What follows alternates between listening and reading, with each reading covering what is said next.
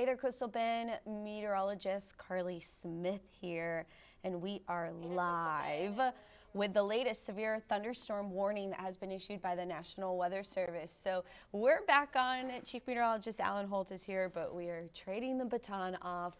The severe thunderstorm warning is north of Freer, so you can see, you can watch on this radar loop how the lightning just intensifies, right? So there was a lot of light. Actually, let's loop it over the last hour. So then you can really see how it evolves over time. But there was just a little bit of lightning, and the lightning has grown. That's an indication that the updraft has gotten stronger, and we are dealing with a little bit more of a powerful storm. So this severe thunderstorm warning is until 12:45. It's for northern Duval County, just barely southern McMullen County. It's crossing over Texas State Route 16, Highway 59, and is expected to stay just north of Freer. Freer is on the lower half of where that updraft is. There's a second storm, so there's kind of two storms that are about to merge, and so that can do one of two things, depending on. This storm is it might cut off the inflow into the first storm, and that would essentially weaken it. But if it doesn't cut off the inflow, it could just not really do much, and the more powerful storm will just continue to grow and strengthen. So that's what we are watching. Again, this warning is until 12:45 for Duval and McMullen County. It was issued at 12:01. It is a severe thunderstorm warning.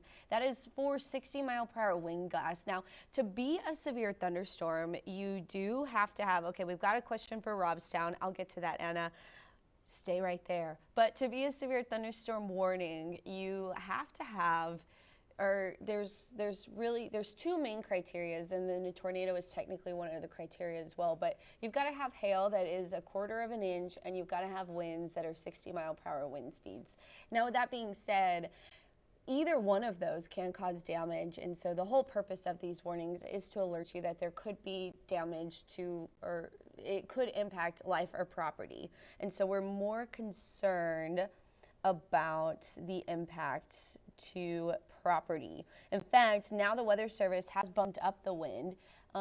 This warning was initially issued with 60-mile-per-hour wind gusts, but they just continued it and bumped the wind up to considerable with 70-mile-per-hour winds. So let's go check out that velocity loop. There we have it. So this is north of Freer. So this is going to be right here, the Seven Sisters area. They're between Texas Route 16 and State Highway 59. In between those two highways in northern Duval County in the Seven Sisters region, that is where we're seeing the strongest, most damageable wind. And 70-mile-per-hour winds, that is pretty strong. That can easily cause some minor damage to homes. It can blow over trees, cause power outages. And so let's see what this radar is registering this wind as. So we've got velocity showing up at 68 miles per hour. Now that gate-to-gate shear, that's what we're looking at when it comes to rotation within the storm, and we're not seeing that. So we're not really seeing, there's a little bit there, but we're not seeing a tornado risk. We are seeing 12:45, 70-mile-per-hour wind gusts. So 70 mile, you see the wind strengthen as that updraft strengthens. So there we have it. Could be, it's not showing wind moving away from the radar. So this is how the wind works. You have wind moving away from the radar in red. This is the Corpus Christi radar, right? So here's your radar. The wind in red is moving away from the radar. The wind in green is moving toward the radar. And so that's how we start to look for areas. That's how we start to look for areas where there could be rotation or so forth. So something that I was a little concerned with this storm was if there would be something like a downburst. That's when there's kind of like drier air trapped up in the storm, and then it bursts down to the ground, and the winds, they move in all directions though. So in a tornado, you're spinning, straight line winds, it's all going the same direction, which right now it's all going toward the radar. So this is straight line wind right now. And then the downburst, you would get an echo that where it's kind of like a circle extending from all ways away from the storm, and you get some red showing up. that's not the tool I wanted to use. You would get red showing up on this side if that was the case. But right now we're really just seeing these really strong wind gusts within the storm, which is why the National Weather Service issued this warning is for the wind showing up. So our registry, it's the National Weather Service radar, but our program, our software is showing 60-mile-per-hour wind speeds. This is higher up in the storm, so as you get further away from the radar, it's registering higher up in the storm where it's easier to get some of those stronger winds. So, it's getting even stronger. It's not necessarily that strong at the surface till we start getting ground reports, 74 miles per hour. Now that is getting a little concerning for the strength of the wind. But yeah, so this is definitely some strong wind. Hail, let's check out the hail core. Yeah, the hail core, actually the southern storm is producing a bit of a stronger looking hail core, but the northern storm is producing more wind. So there we have it. And again, all of this is north of Freer. I still remember your question about Robstown, Anna, if you're still watching. We'll get to that shortly. But I want to make sure that we get everything we need to know about this storm in northern Duval County. So that lightning is really intensifying these storms. They might be merging. This one does have a stronger updraft. Yeah,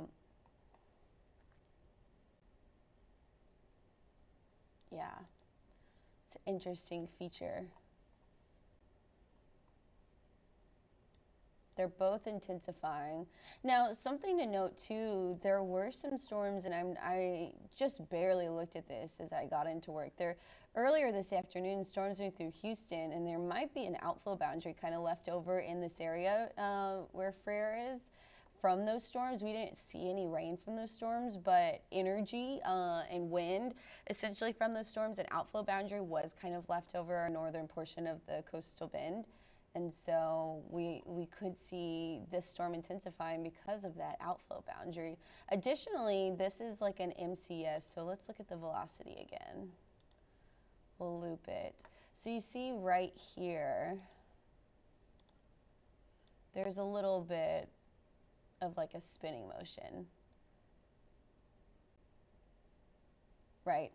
Now, this is not a tornado or anything of that nature, but what it is going to be kind of the core, the MCS, the convective system, or the vortex, MCV. That's probably more so what this is, a mesoscale convective vortex. So this is the vortex that's kind of fueling the storms and keeping them alive.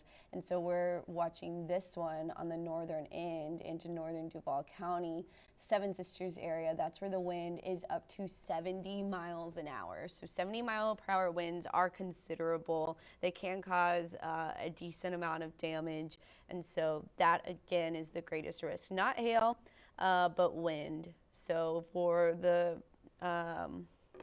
again, the Seven Sisters area of northern Duval County, that is where the strongest wind is going to be.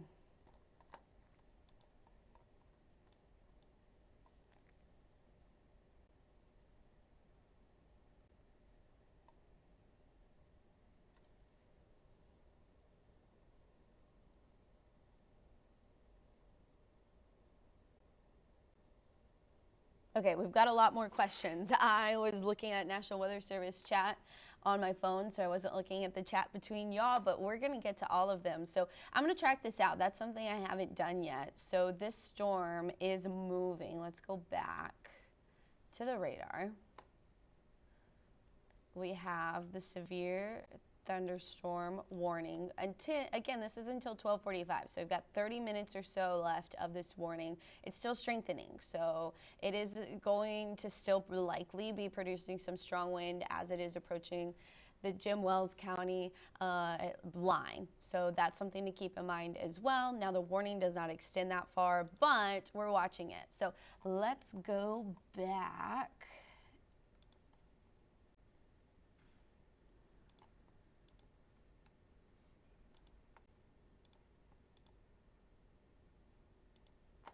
So 70-mile-per-hour winds, the greatest threat. This could cause some considerable damage to things like tree damage. Damage is likely mobile homes, RVs. these are going to be items or homes that can be tossed around in 70-mile-per-hour winds. Roofs could see some shingles blown off, and then outbuildings also, things like barns and garages. They're more susceptible to 70-mile-per-hour winds than a home with a sturdy foundation. And so this location again is Seven Sisters and also Loma Alta. This includes US Highway 59 between mile markers 746 and 764. And so with these winds, it's best to avoid windows. That's the best call. Don't be anywhere near a window. Something could easily get blown into the window, shatter your window, and then you could see damage from that. So best to avoid windows in this type of situation if you are under this warning. So let's track it out. This storm is a slow mover. As it's strengthening, it's just kind of cooking in that same spot. It's moving at about 20 miles per hour. So I'm going to go back to the velocity when we track this out. And so once again, this is measuring how quickly the particles within the storm are moving. And so we have 60 to 70 mile per hour winds within the storm. Latest reading up to 64. That's the fastest now. So that's a good sign. It's weakened over the last 5 minutes, but we're going to track it out at 20 miles per hour where those strongest winds are. So again, these are straight line winds. I'm not seeing any signs of rotation, but this storm is moving east at 20 miles per hour, which let's only track it out to an hour, which might not get it to Orange Grove. Okay, we might have to track it out a little bit more.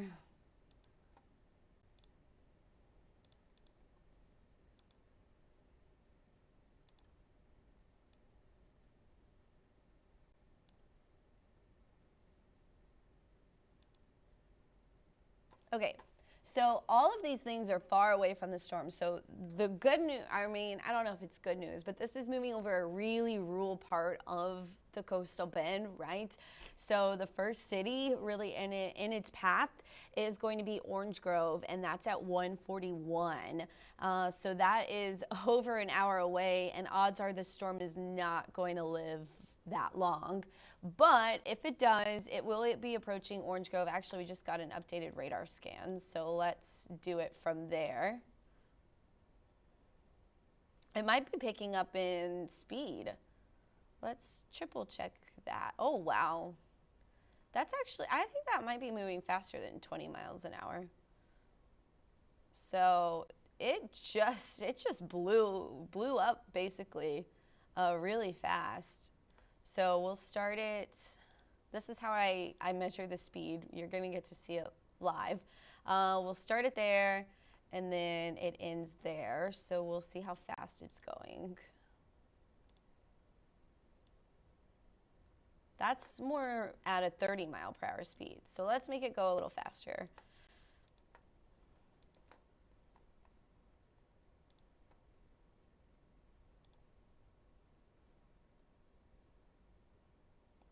Okay, they extended it to 1 a.m.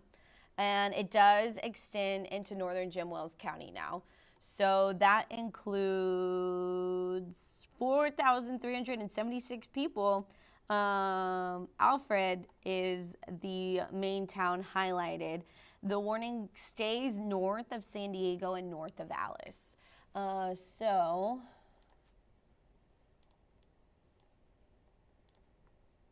we are going to highlight where these strongest winds are. Actually, wait, we need to make it go 30. Don't look at those times. They are wrong. 30 miles an hour. Let's see if the Weather Service updated how fast it was going.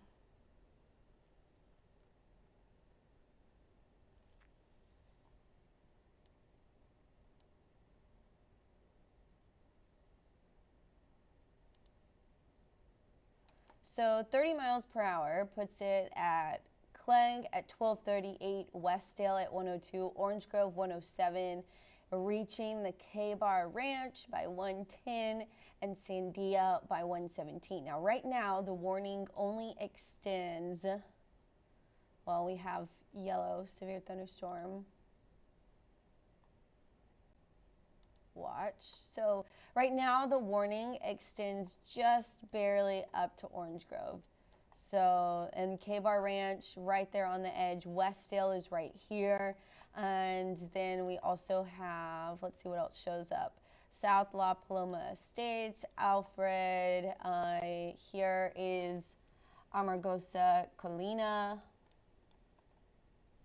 281. Any area along 281, that's going to be, I could look at the warning, but it's north of Alice. So Alice, you should not see the strongest wind from this storm. Let's turn back on the radar and check out that view. So it is just now approaching Jim Wells. So San Diego and Alice, you're getting a thunderstorm. You're going to hear the thunder start to pick up. You're going to get some rain, but this is all kind of, this is essentially building on the inflow into this storm. And so this is just the convection that is leading into the stronger storm that is north and tracking over Freer. But Freer, you're in the clear of the strongest wind gust, but you're still getting a lot of lightning out of this storm. And so again, this is going to track just north of San Diego and Alice along Texas 359, or also 44. So we have Texas Highway 44, and then to the east of San Diego, 359 between San Diego and Alice. A thunderstorm's moving over this area, but the warning is north of there. So that's going to be the Jim Wells County border with Live Oak County. So far southern Live Oak County also now included in this warning. This is until 1 a.m. So until 1 a.m., this storm is going to track across this rural portion of the coastal bend, but there's still ranches out there, there's still animals out there, and there's still a lot of people as well. Up to 4,000 people are included in this warning. It is important that if you are in the warning, that you are staying safe by staying indoors and away from windows, because 70-mile-per-hour winds are going to be strong. But that is quite the lightning showing up. I need to turn our tower cameras to face that direction. I don't think it will pick it up yet because our humidity is so high and we get all of those low-level clouds this time of night. But with that being said, I would love to see the lightning show. But of course, I also want everyone to stay safe. Lightning is problematic. It causes fires and it can be dangerous. It can kill you if you're out in it. So please be careful, everyone, tonight as these storms are moving across the coastal bend. I haven't gotten to all the questions. I'm going to, I promise. So we had a question about Robstown. I'm going to save this, save as new show element. I'm going to check to make sure I'm not missing anything from the National Weather Service, because we're partners, we're teammates, and we work together. And so I'm going to make sure I'm not missing anything important from them. I'm just going to read through the important notes. So northeastern Duval County and south central Texas.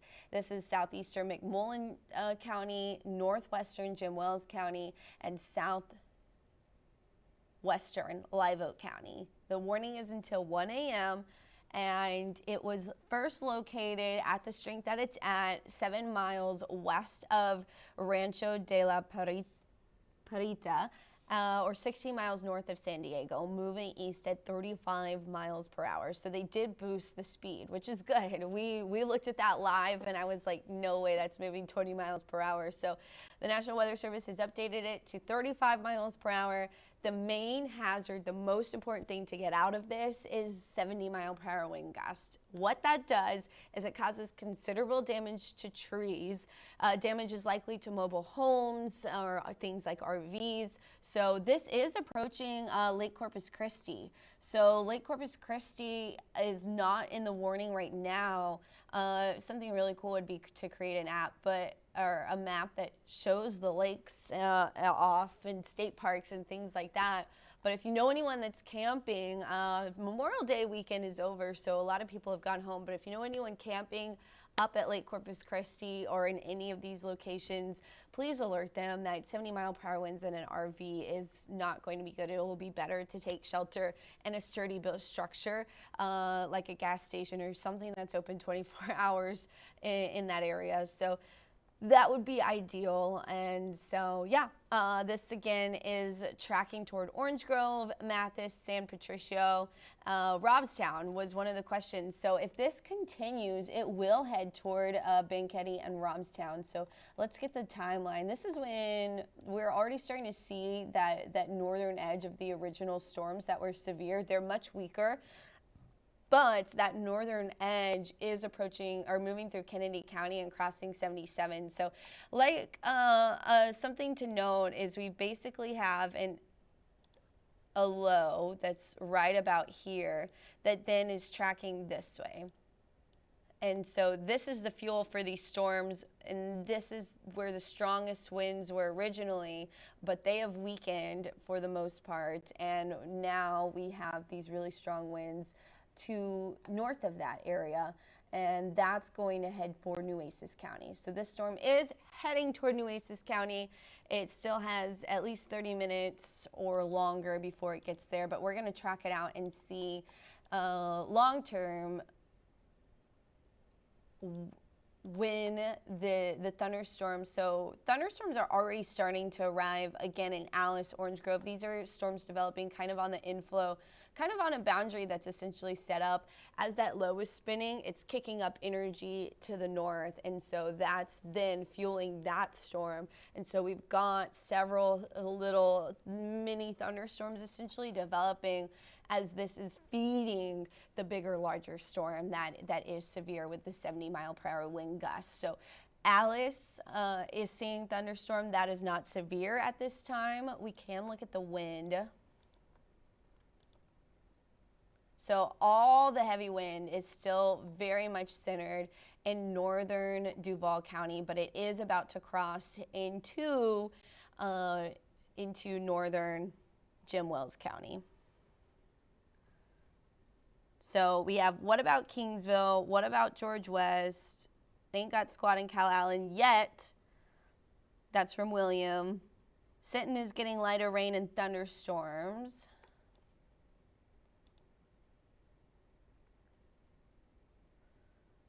So this is all 5 radars, so this is getting some stuff that's higher up in the atmosphere. It makes it look a little bit more scary. Yeah, some lighter rain, not any lightning in the Sinton area just yet, but the lighter rain's moving in. Lighter rain across Nueces County. We're starting to see some lightning pop up near Driscoll and Robstown and Kingsville. But Kingsville, you're going to miss the worst of this. It's going to kind of just pass just south of you and then just north of you. That's where the worst of this action is going to be.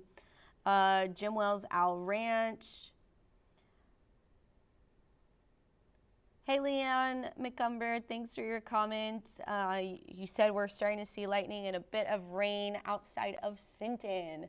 So yeah, all of this heavy lightning, this storm is starting to move a little bit further south, it looks like. I'm going to put this on an hour loop so we can see a little bit better about where it's coming from and the direction it's taking, if it's moving any further south. Is it coming to Sinton? 50-foot clouds east of Freer, or 50,000. Beeville, Fremont. Should we be worried in Sinton? Is it coming to Corpus? What about Corpus? What about Corpus?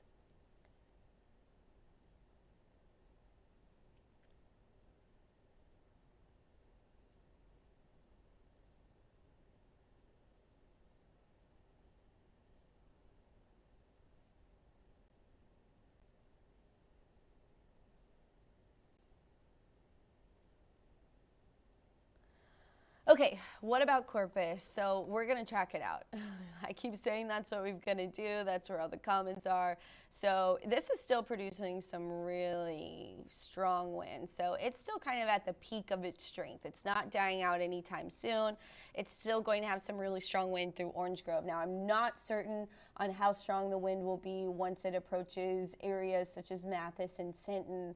But Orange, okay, I would say Mathis and Sinton should be ready for some of these high winds.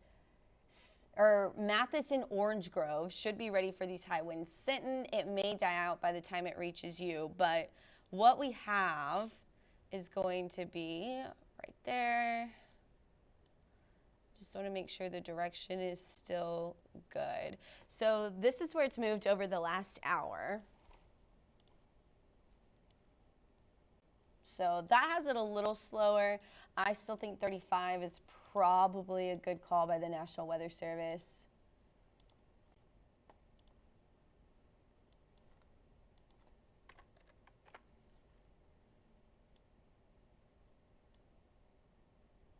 So this is if it holds up, right?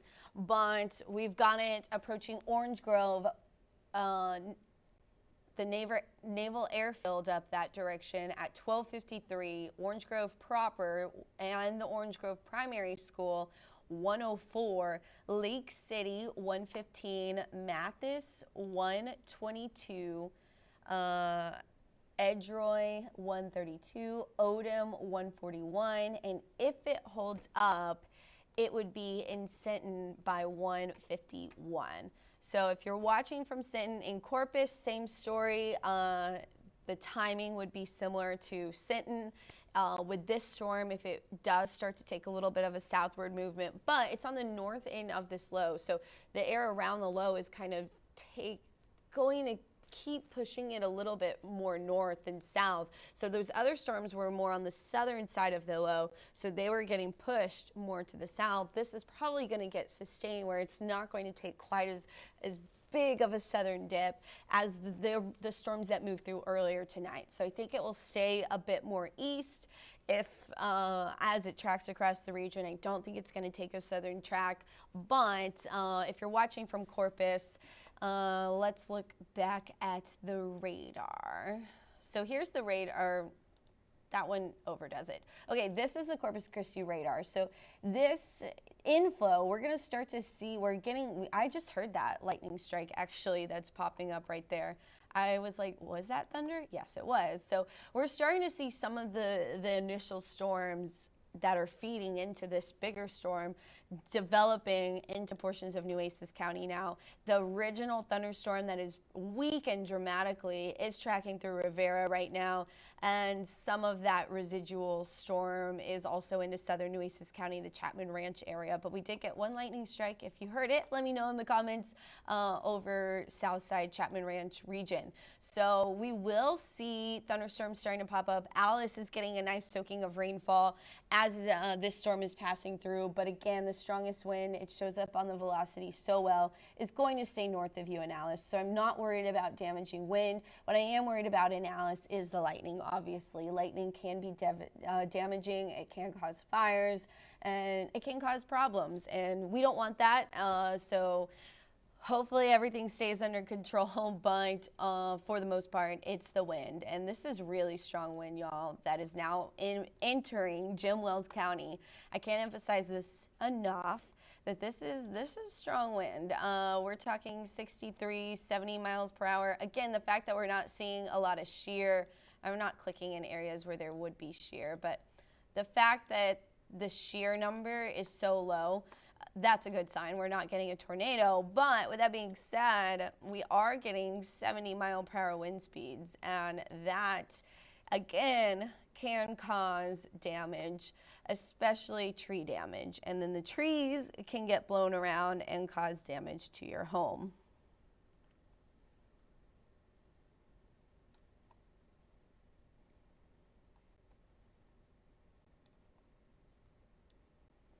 So this severe thunderstorm warning for northeastern Duval County continues through 12:45. So we're just under 10 minutes from it passing out of your area. But when we look at the velocity, yeah, the wind is still strong there, but it is now crossing into Jim Wells County. So the wind is crossing into Jim Wells County. It is approaching 281, and it will be approaching Orange Grove, Alfred, Sandia, possibly Mathis shortly after 1 o'clock, between 1 and 1:30. So be on alert, be ready for some pretty strong wind gusts. Overall, the lightning is looking a little bit weaker. That's a good sign. We want it to weaken so it doesn't cause damage, but not enough where we don't get the rain. We want the rain. We'll soak up the rain. We'll be appreciative of the rain, but we don't want the lightning and damage, essentially. Lightning is cool. I love it. I love talking to kids about how it forms and the dangers of it, though, also at the same time. But yeah, this is an impressive storm system for sure. And this is a pocket where the wind is really strong. The wind is really strong, y'all. So we will continue to be keeping an eye on that.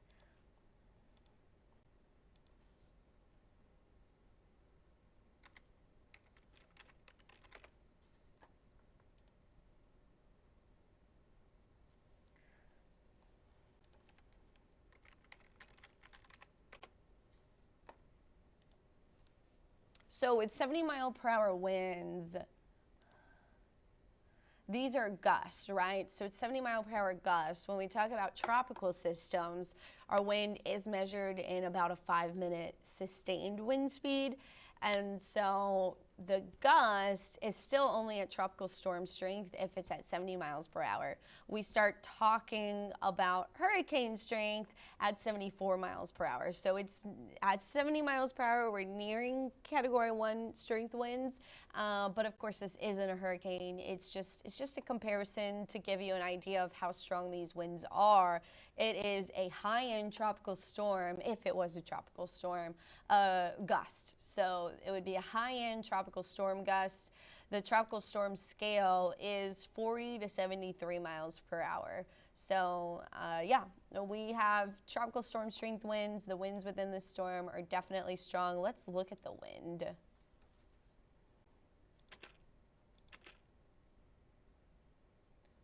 So none of our sites are getting a recording of wind too strong. But 40, this, I feel like this is not updating.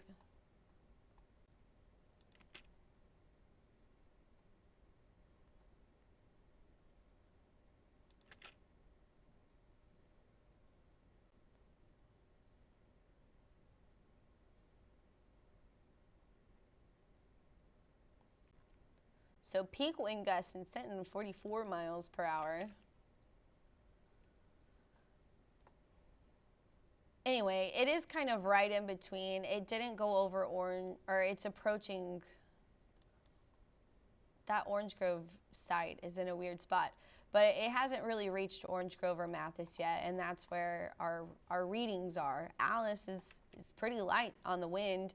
If anyone's there, let me know how the wind is in Alice. I would be interested to know that. Thunder here off Yorktown and Cimarron. That's pretty much exactly where that lightning strike was, Jamie. Not seeing any circulation. This is a clear indication of straight line wind in this storm that is moving into Jim Wells County. So you can see that when you look at the velocity. There is kind of like a little inflow notch, which is right here, but no sign of circulation. You would have a red like dot showing up right here if there was going to be circulation, but we're not seeing any circulation. This is a classic straight line wind event, straight line wind producing storm. I had talked about earlier how I was keeping an eye on the potential for a downburst. This is not a downburst. It has sustained this wind as it's moving with it. So we're not seeing a downburst right now, but we are seeing those really strong winds. When it's that bright of green, where it's like almost teal, that is strong.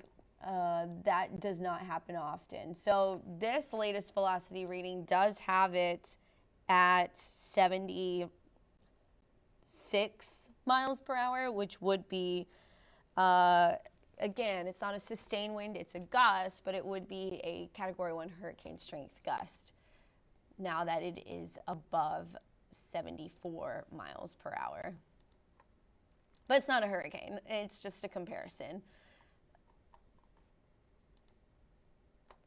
So there we have it. The storm now is about to cross 281. So this is right at Country Road. It disappeared, but Country Road 229 is showing up on our map.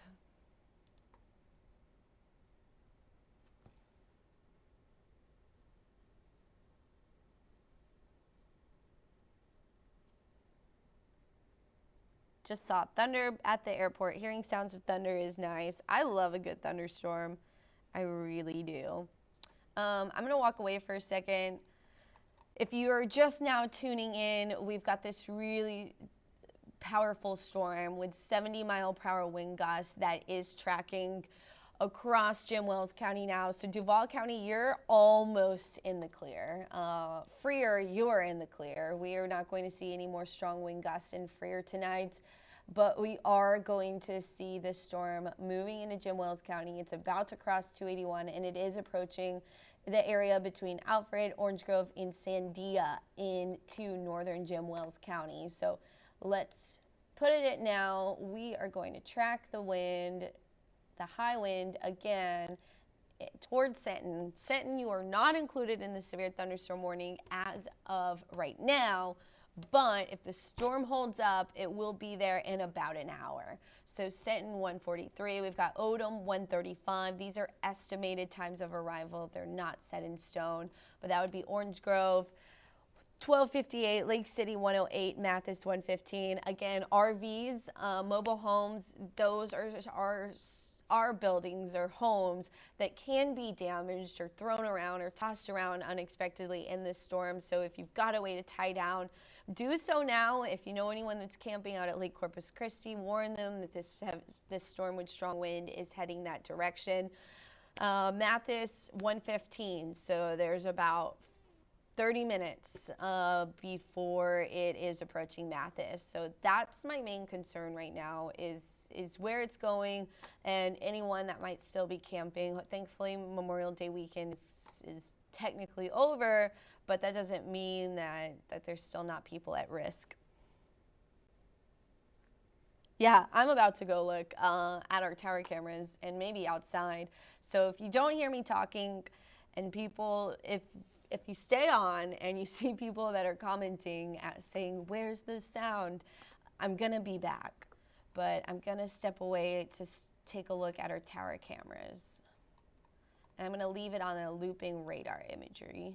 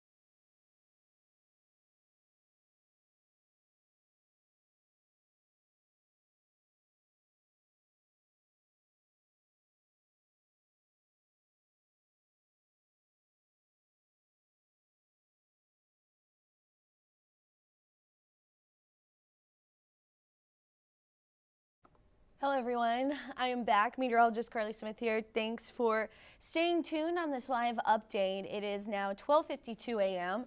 and we have the severe thunderstorm warning until 1 a.m. So it's still a little far away for our cameras to really pick up much of the action, but we are back. So post your questions, post your storm reports also. Currently no wind in Orange Grove. I know I keep staring at the wind thinking, why are we not getting any readings of these really strong gusts? But that's because there's just nothing in that area that is picking up any of the gusts, because we've got a station in Alice, we've got a station in Orange Grove, we've got a station in Freer, and those strongest wind gusts have missed all of that area. But Orange Grove, it's getting close now. So I think the Naval Airfield is a little bit west of town, so we should start to see that wind gust starting to pick up.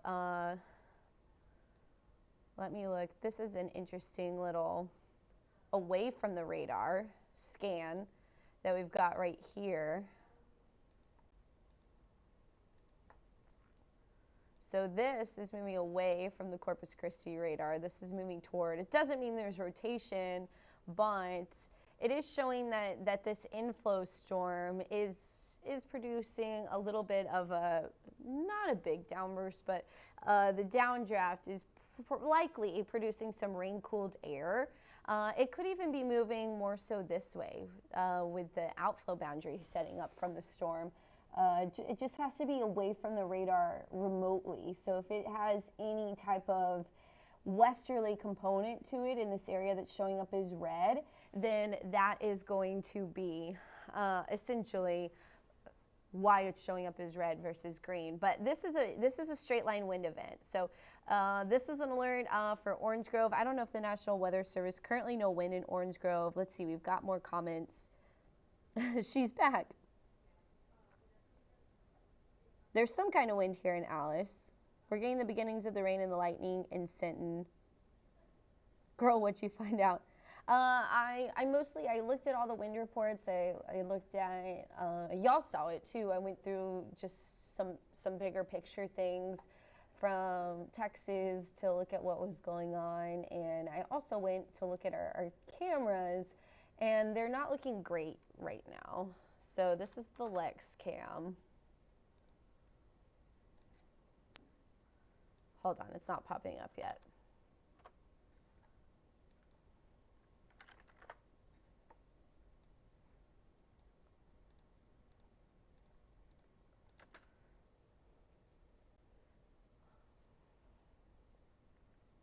So this is our Lex cam. I have it pointing across North Beach towards San Patricio County. So the storm might not be quite there quite yet, but I think that's when we would get the best lightning show here in Corpus. Additionally, this one is starting to look a little bit more hazy and intensified, but it's looking toward downtown as well, which would be more so the direction of those storms. So yeah, let's go back to the radar. That's where all the fun is.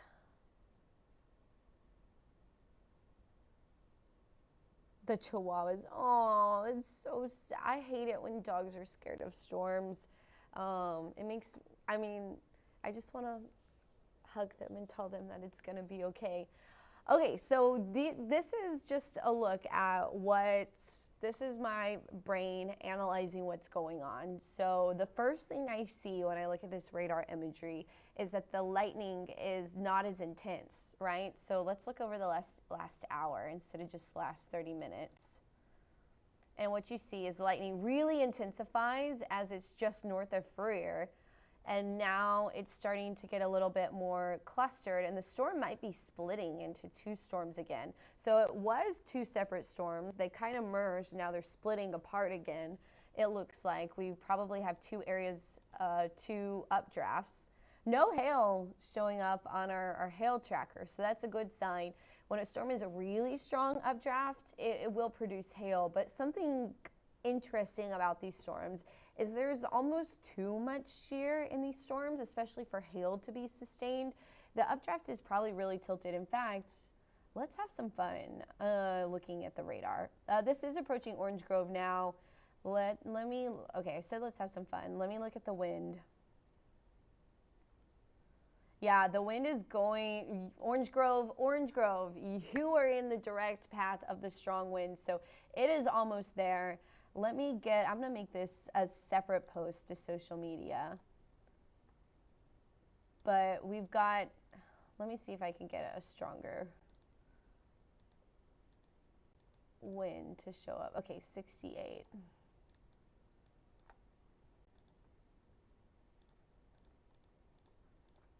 So this is 60 to 70 mile per hour winds that are moving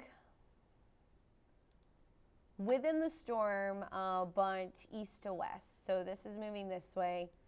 The strongest wind is heading directly, severe thunderstorm, wind threat considerable, 70 mile per hour winds, hail. I'm not seeing any hail. National Weather Service does have less than 3/4 of an inch. This is for B, Jim Wells, Live Oak County. They've updated the warning. We can put the warning on. So there we have it.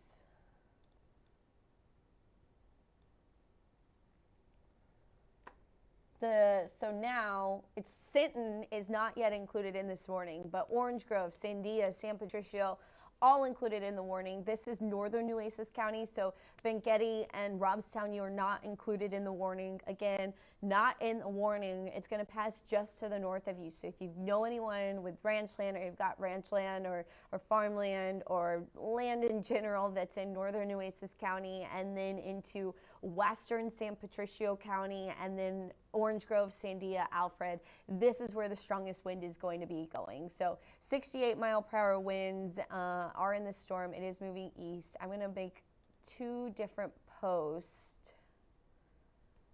Actually, I'm going to get rid of the arrows, I think. And I'm going to just put the tracker on.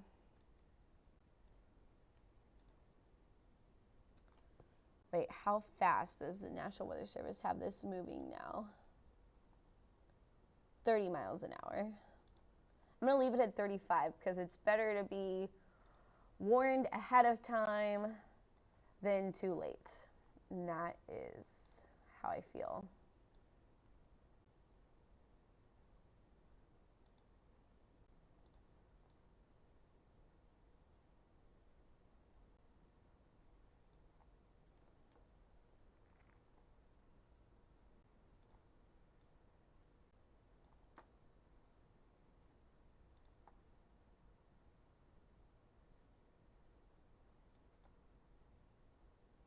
So right now I'm posting this as a separate post on social media.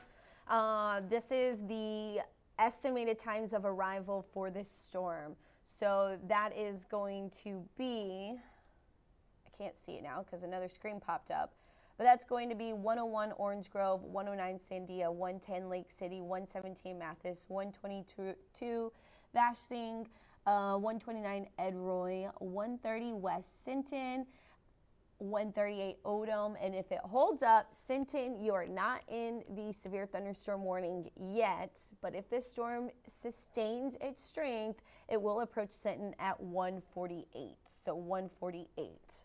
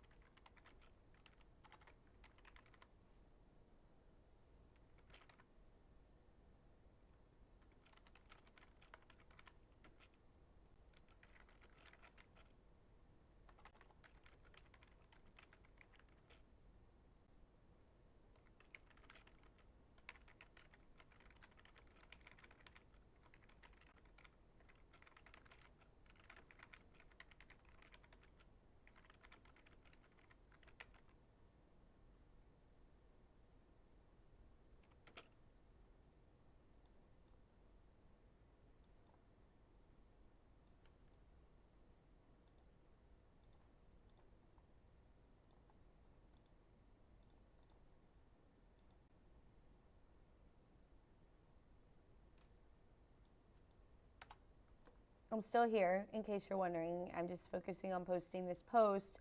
We're publishing it now. Things are probably getting windy in Orange Grove. Something that I noticed while I was posting that, though, is the wind is not as bright. So the latest radar scan, it went over, it updated, and we are looking at a little bit weaker wind, but still the difference between 60 and 70 miles per hour is minimal if you're in the direct path, such as Orange Grove. So the wind is there in Orange Grove now. So everyone, if you're watching from Orange Grove, please post any updates about what you're experiencing if you can. Do not go out in this. This is dangerous. I do not suggest anybody going outside. If you live anywhere between Orange Grove, Sandia, San Patricio, Mathis, Tynan, all of these areas are under the severe thunderstorm warning for a reason. It's dangerous. That's the whole point of issuing a severe thunderstorm warning, is to alert you of potential danger, potential threats to your life and property. And so that is what we are doing tonight, is alerting you of that potential danger. So we're going to go back to check on your comments.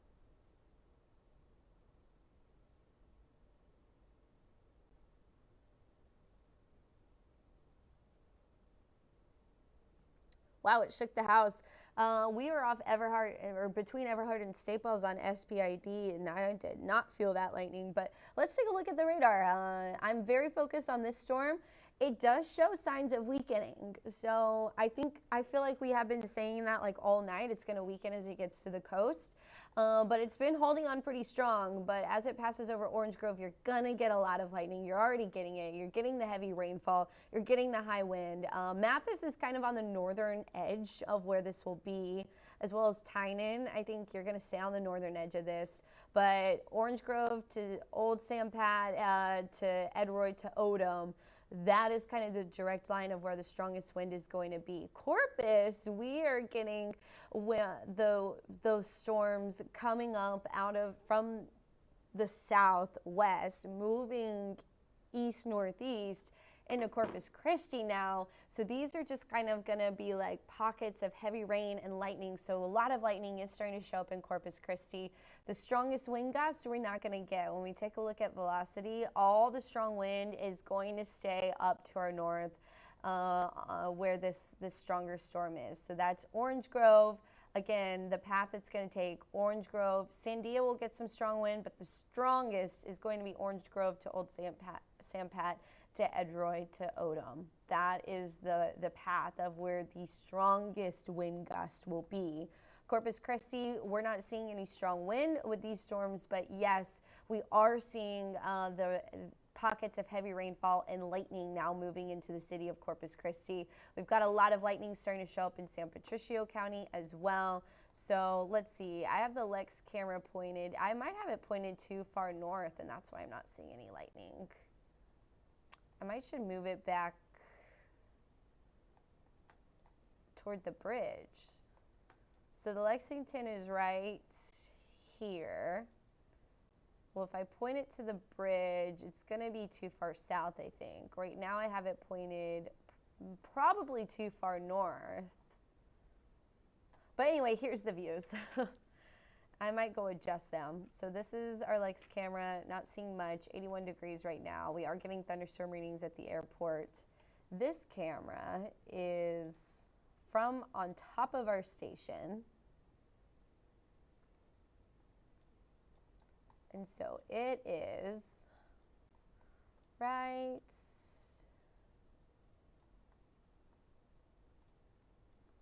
here.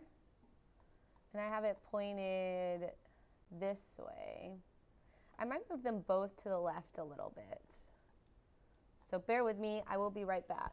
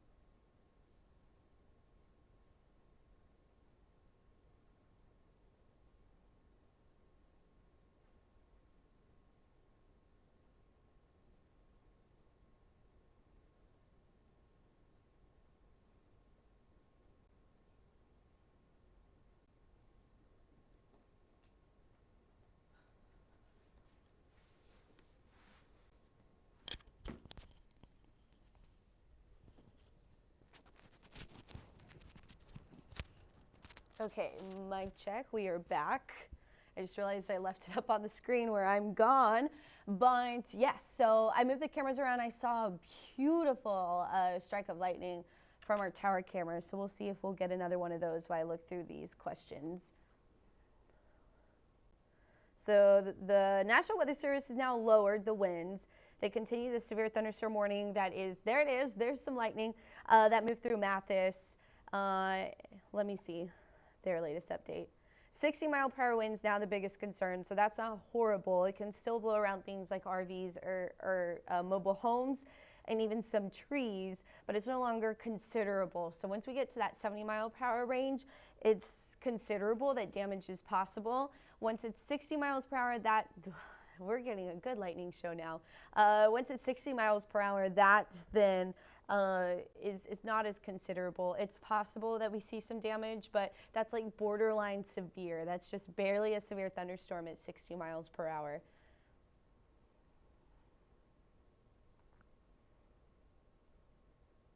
Okay, Shane says it's super windy, tons of rain in Orange Grove. Do you think it's going to make it to CC? So far we have had, we're going to get rain. We're not going to get the high wind that we're seeing across northern Jim Wells County. So Orange Grove, Old Sam Pat, it might approach Sinton. That's kind of the line of the high wind.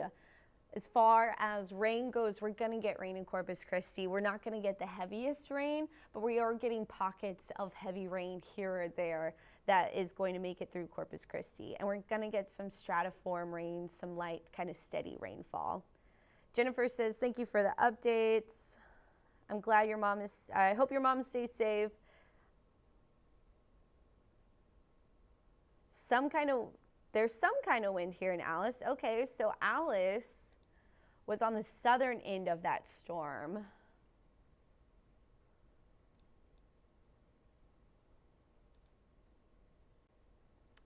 The wind is, let me see, the loop. So you had a little bit of wind, stronger wind. I don't want to downplay it, but you had about 20-mile-per-hour winds about at 12:36. And then even right now, there's some steady wind there in Alice, but you didn't get the worst of it. So I would say it was about 20 to 30 miles per hour there in Alice, while right now it's Orange Grove, Sandia, and then it's going to be Old Sam Pat, Edroy, and Odom, possibly Sinton. Mathis is on the northern end, so maybe we'll keep the lighter or the strongest wind south of Mathis. Again, overall the storm is weakening. When we look at the lightning, that is a telltale sign of weather storm. Well, it has weakened and it might be strengthening again based on the lightning. So overall, the wind gusts have decreased, but we could be seeing another surge of energy in the updraft that could then produce another surge of stronger wind. So no one put your guard down if you're in the severe thunderstorm warning. So the severe thunderstorm warning is going to be until 1:45 for 60-mile-per-hour wind gusts. Some of the peak gusts from radar have been monitored at 70 miles per hour, but over the last 20 minutes, we've lowered that to 60-mile-per-hour wind gusts. This is all radar indicated. This could cause damage to roofs, siding, and trees. So these severe storms will be near Mathis, Lake City, San Patricio, Sandia, and Blunser. Already, that's where it is right now. Then Corpus Christi, it would be on the southern end of the worst of this. So actually, the latest radar imagery, if you're watching from Corpus Christi, this is our time. This is when I'm going to talk about you. So I need to get rid of that thing I just drew on there, but okay. So right now, Corpus Christi is getting this kind of boost from the southwest. It is moving northeast, so we're going to see lightning associated with these storms. This is moving toward Flower Bluff. This is not severe. When I take a look at the velocity, we don't see much of anything, but what we are going to see is some heavy rainfall. This is going to track toward Flower Bluff, Padre Island, possibly up toward Port Aransas, while at the same time this is growing on the southern end. So we're getting a lot more rain across San Diego and Alice. and Banquetti and Robstown. That's going to be the track of some of the heavier rainfall. So downtown Corpus Christi over the next...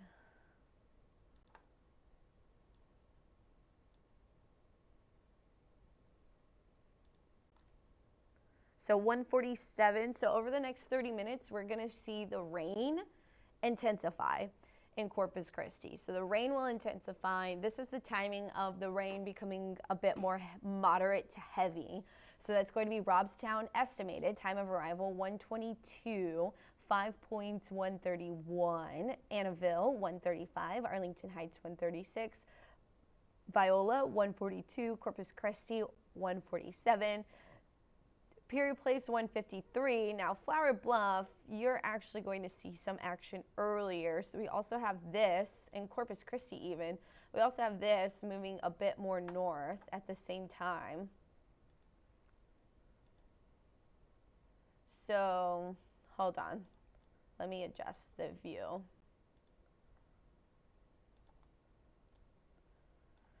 So the estimated time of arrival here has NAS Corpus Christi 136, so Flower Bluff 135, Corpus Christi Medical Center Bay Area 132, Cabinets Field 127, the Barney Davis Power Plant 126, and Ropes Park 139.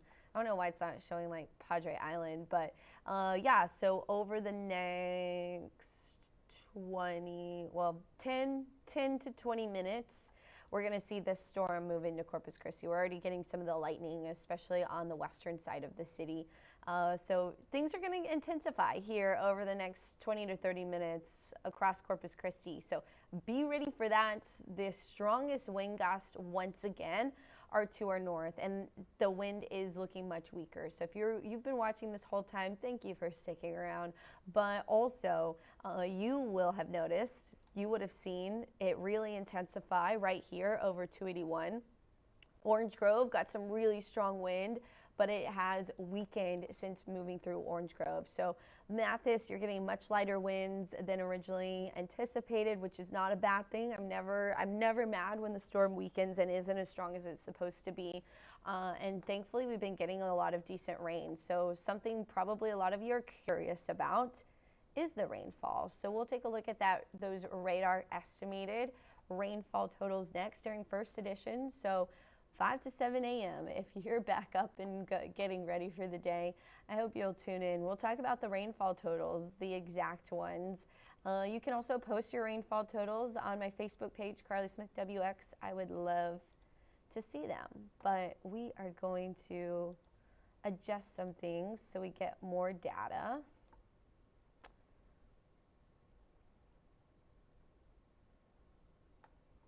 And then we're going to zoom out. So this has been a great rainfall producer.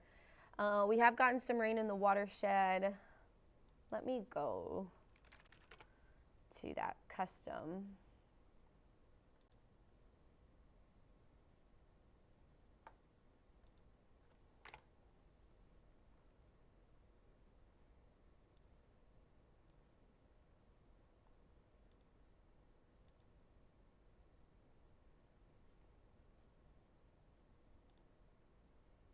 There it goes, there it loads. So we have gotten some rain in the southern end of the watershed. Most of this probably will go to Lake Corpus Christi versus Choke Canyon. A lot of it also did fall out of the watershed. Of course, Heart of Laredo. Laredo got a lot of rain. That's not in our watershed, but you do see the blues and the purple showing up, which is great. That's an inch up to 2 inches of rainfall in portions of our watershed. And now we are, as this continues to track on, it would be likely that Corpus Christi sees around a ½ an inch to an inch of rainfall as the storm moves through. Anywhere between Corpus Christi and Senton could get around an inch of rain. So of course, a lot of that is going to be water, Bayfront area, but that puts areas like Portland, Ingleside, Odom, Robstown, where else? Taft, all in a pretty good line of some decent rainfall that is expected from the storm that's passing just to our north of Corpus Christi. Power out in Orange Grove. Good downpour, rain, and lightning. Let's go.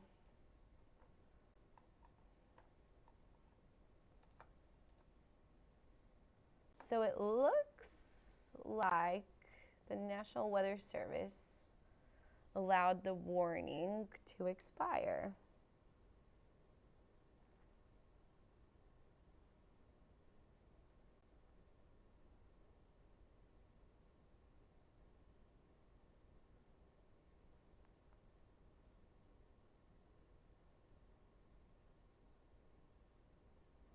They continued it through 8:45. I mean, 1:45, but it's not showing up anymore.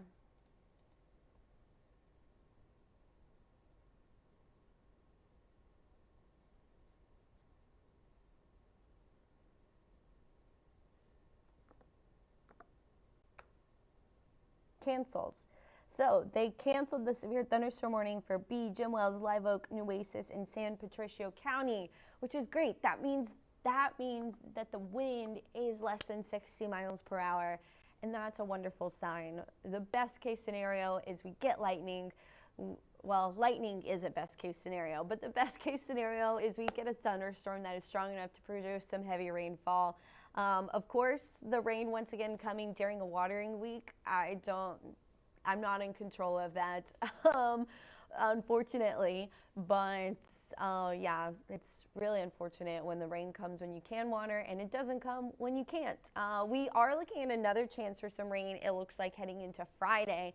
I haven't had time yet to dive into my long-range forecast, but I know as Chief Meteorologist Alan Holt and I crossed paths overnight, we talked about that potential for the rain on Friday. So it looks like we could see another type of kind of a shortwave trough move through, similar to what we saw tonight, and that could produce some rainfall for us. So right now what we're starting to see is Corpus is going to get kind of a hit from the south and a little bit of a hit from the west. So we're getting Southside Chapman Ranch, even western Corpus Christi, west side, out by the airport. A lot of lightning starting to show up as the storm is approaching.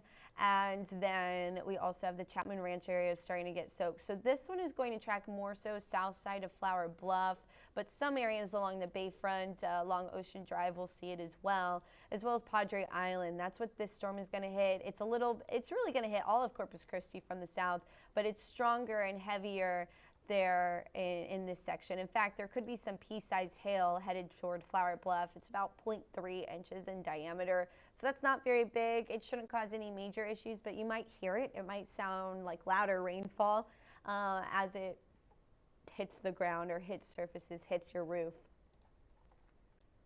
This storm up here not producing any hail, so that's a great sign. We love to see it, the lack of hail, because hail is damaging and we do not want damage.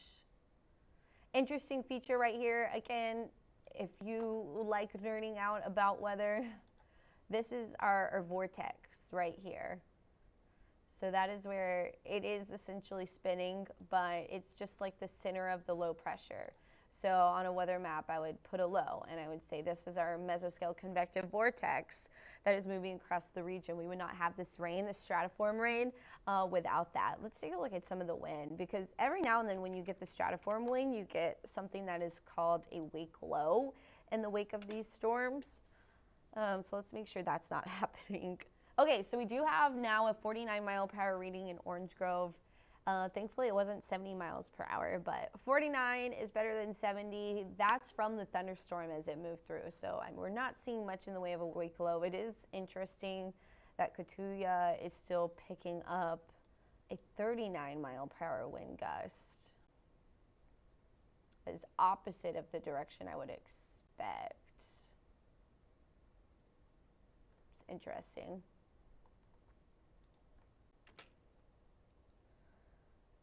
Sustained wind, 30 miles per hour right now in Orange Grove.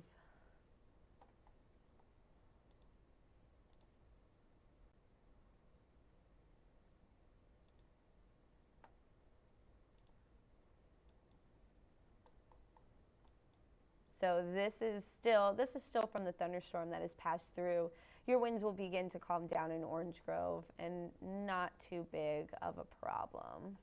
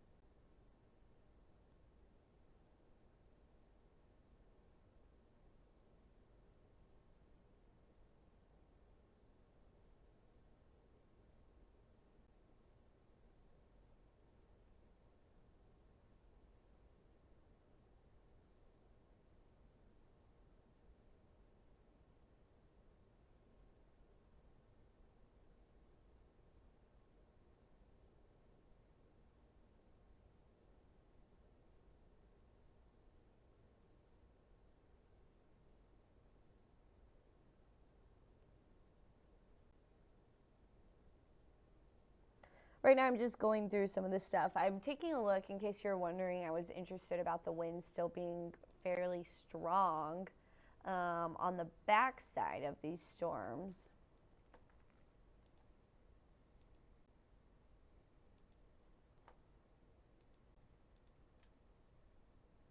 I don't know why it's only measuring gate to gate shear. That's interesting.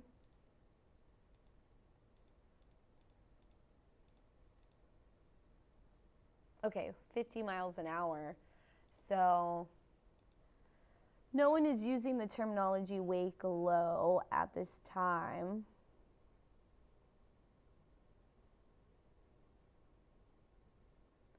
But winds on the backside of this rain could be around 40 miles per hour.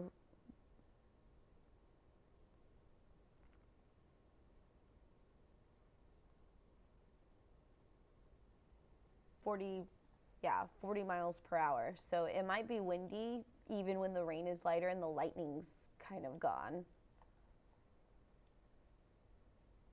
When the rain is just light, that stratiform rain. But yeah, the best news, I'm going to stay on because the strongest storm, let's go look at our tower cams. The strong storms are moving through Corpus now. Wow, look at that cloud. So the strongest storms are now approaching Corpus Christi, but they are not severe. So again, at this time, we've got no severe thunderstorm warnings in place, but we are looking at some high wind gusts and things like that showing up. So the lightning is rampant through downtown, 81 degrees right now. That will likely drop. Let's see, this view makes it look so calm. I probably should turn this one around to the south. Actually, there's again the rainfall. We looked at that.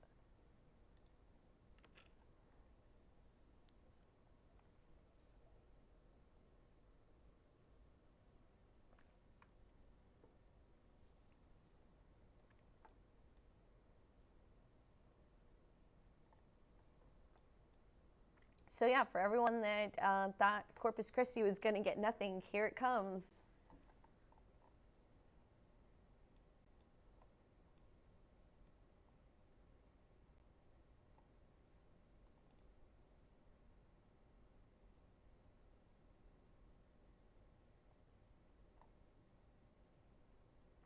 Where is the view of the region?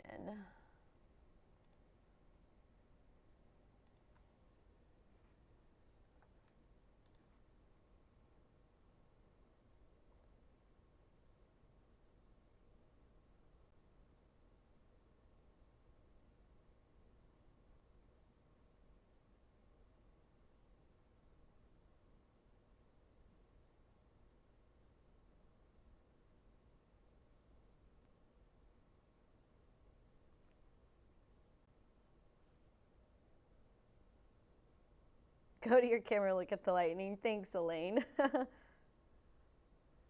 Always confused. The weather can be really confusing here. Storms have been doing some crazy stuff lately.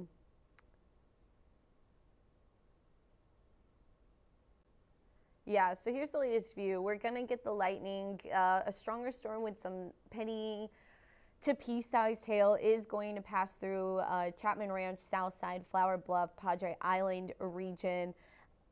And that's going to keep some heavy rain along the island actually for quite some time. Padre Island National Seashore getting a nice soaking. We've got Orange Grove getting a nice soaking as that storm weakens. That storm has weakened a lot as the storm to the south is picked up, which is rather impressive. We will likely still see some 40-mile-per-hour winds kind of pick up as these storms pass through.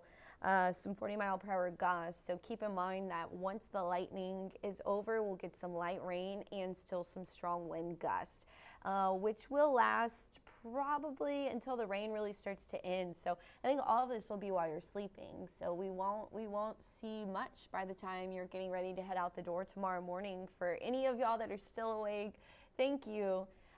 Thank you again for watching and tuning in, and hopefully this was helpful.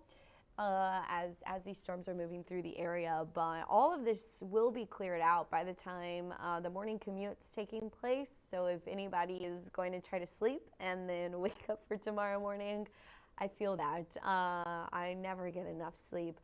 But here it is. It's arriving in Corpus Christi now as we speak. I'm going to make a social media post about it, and then we'll get back into diving through some of the details. But please post what you're hearing, what you're seeing, what you're feeling in the comments. I'll read them and appreciate them.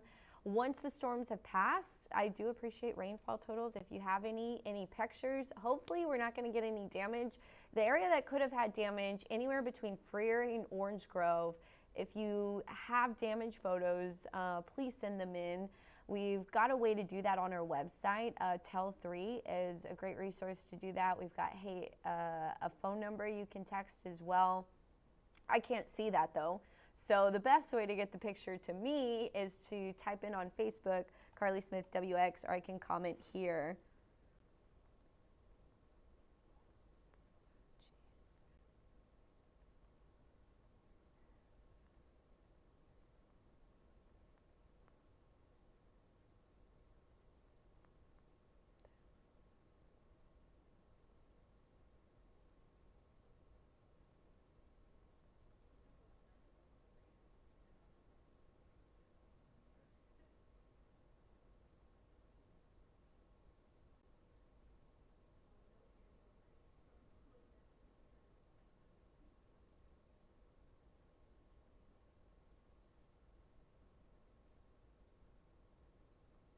Courtney says this weather is outrageous. It was just sunny this morning. This morning was so kind of beautiful, actually. Here, let's go to the camera because it was rather impressive.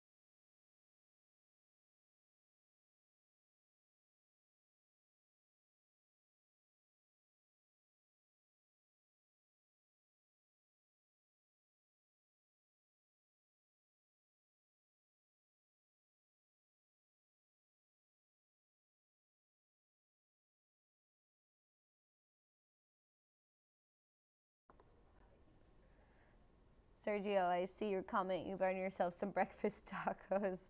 And then Jenny's Bluff Taco Stand. That's the spot. That's a good one. That's my favorite spot for barbacoa, actually. Favorite spot. Anna says, tell me about it, the crazy storms.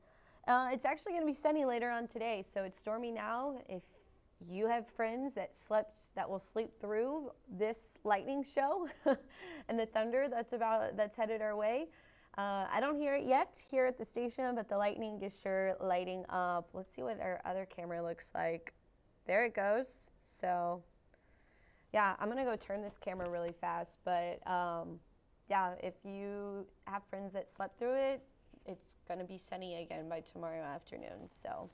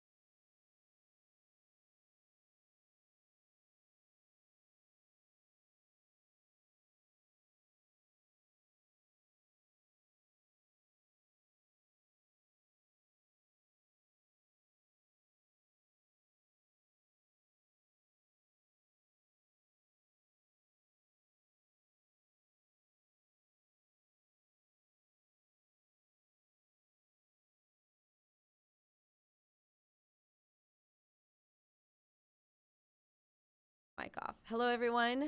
Meteorologist Carly Smith. I am back. I'm putting the mic on, so sorry if it makes some awkward noise, but the rain is here. I just went outside our station. We're again off SPID, Everhart, and Staples, and it is pouring. So the storms are here. The lightning is putting on a show. Here's our tower camera.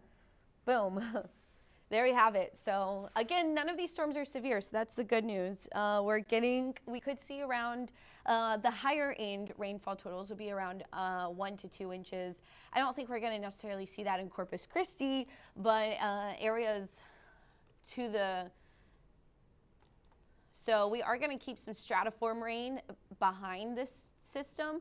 Ooh, let's see what the freer wind gust report is. I don't know why it's pricking up the precip. There we go. The Mesonet site picked up a 55-mile-per-hour wind gust through Freer. So not bad, not severe though, technically. 70-mile-per-hour is what was being reported with that storm as it tracked just, that was north of Freer though, where that pocket of really strong wind is. Overall, the wind isn't bad as it's moving through Corpus Christi up here. So this is, it might be a wake low. It's hard to tell, but we are still getting some high wind readings on the back end. So as this system moved through Fredericksburg, so it's been a while, the Kerrville-Fredericksburg area, they're clear now, so they're not dealing with strong wind. There were 40-mile-per-hour wind gusts on the back end. As the rain was starting to come to an end, the wind picked up a little bit more. So we are starting to see that in places like Tilden and Laredo, so that's something to keep an eye on into the night or just be aware of. That would probably still be before the morning commute. So not too much to be worried about, and this is honestly just like a nice storm right now for us here in Corpus Christi. There are some pockets. Now this is right by the radar, so it's a little bit over the top, but it is showing a little bit of a stronger wind gust. So 40-mile-per-hour winds, I would say that's likely peak in these storms is a 40-mile-per-hour wind gust. So we'll go back to the radar and then we'll go back to the lightning show because that's the fun part.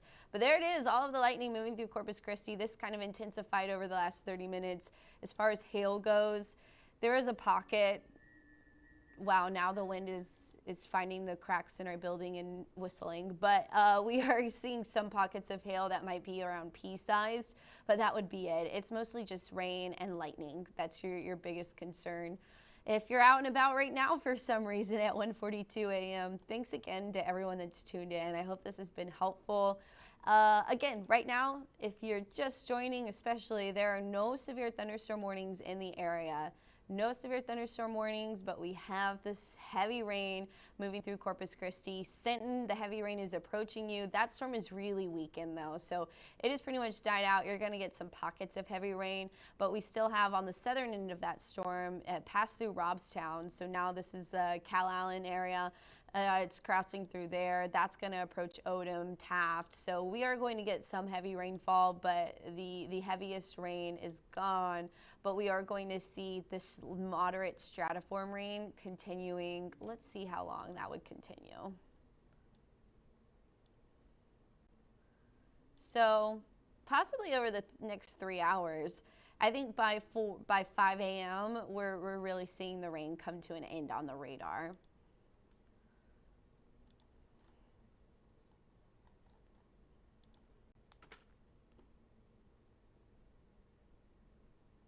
So we are getting a 29-mile-per-hour wind gust in Alice. So again, I think the backside, which is now kind of there near Tilden and into portions of Duval County, some 30, possibly high-end 40-mile-per-hour gusts are going to be possible as the rain is coming to an end.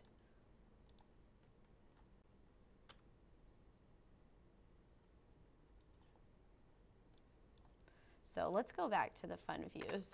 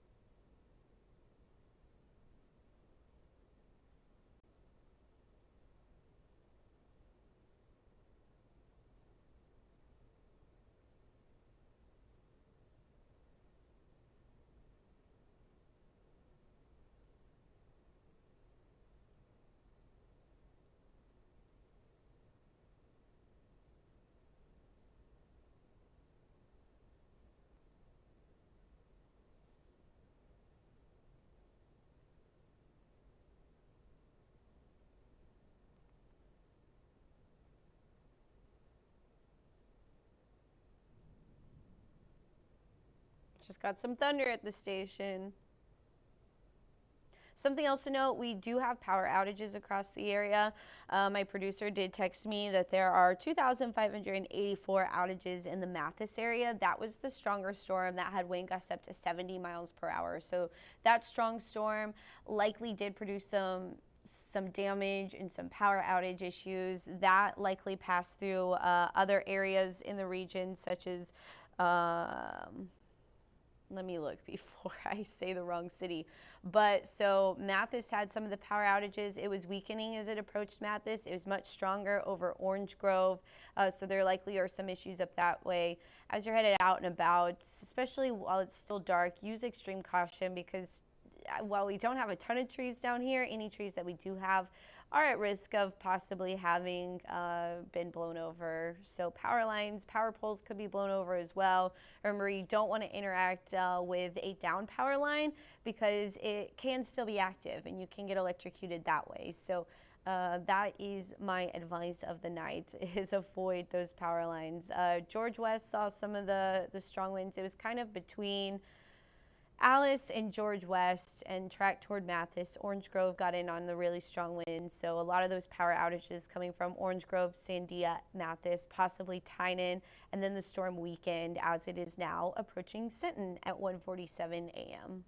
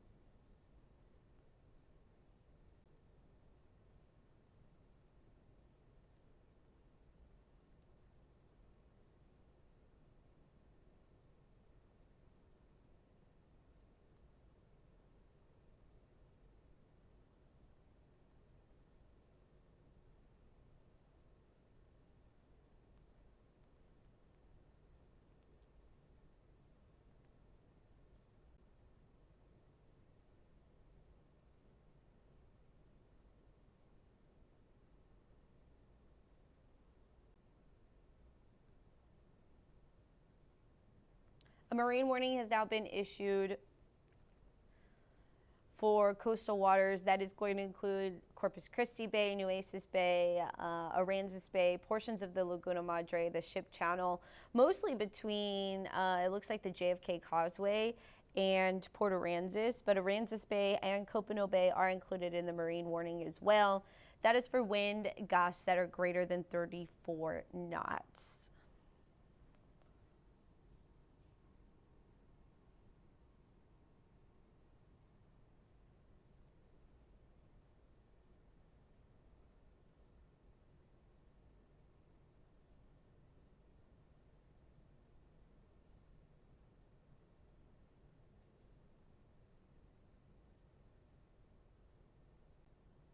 Okay, so again, coming out of the San Antonio area, this is on the northern end of this storm. Winds are up to 55 miles per hour on the backside of the exiting rain shield. So I do think that we're going to see some wind pickup as the rain. So as the thunderstorm ends, then we'll get some light rain and then we'll see some high winds. They're going to shift east as the rainfall moves to the east. So they are calling it a wake low up there in the San Antonio, Austin area. This is north of San Antonio now that they're seeing that, but there are some signs of that happening down here as well. So I just want us to be prepared for the possibility of windy conditions picking up, which I did say, or we talked a lot yesterday, especially on First Edition, that it would be best to secure outdoor items because winds could be up to 75 miles per hour with the thunderstorms. And we did see radar indicating 70-mile-per-hour winds with the storm that moved through northern Jim Wells County and portions of Duval County. That was the strongest thunderstorm, but hopefully all your items are still secure because we were preparing for the possibility of storms. And with that being said, some 55-mile-per-hour wind gusts are going to be possible. It looks like on the back end of the storm, when I look at radar, I see similar conditions shaping up down here in our portion of South Texas. So Again, that is being reported between Austin and San Antonio. So,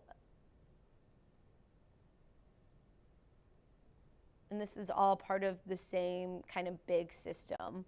It looks really wild on our satellite imagery. We'll look at that in just a second.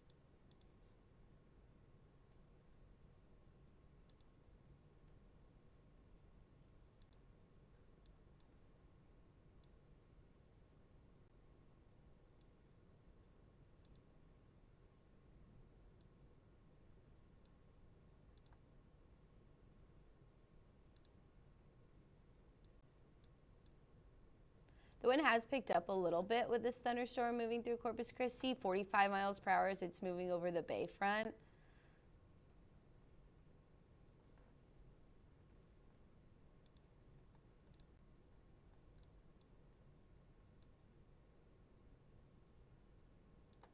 There was a peak kind of wind gust right here, 40 miles per hour. That's on SPID, right near the station, well, a little bit further west. So that's closer to Weber versus or right near Everhart actually is where the stronger wind was. But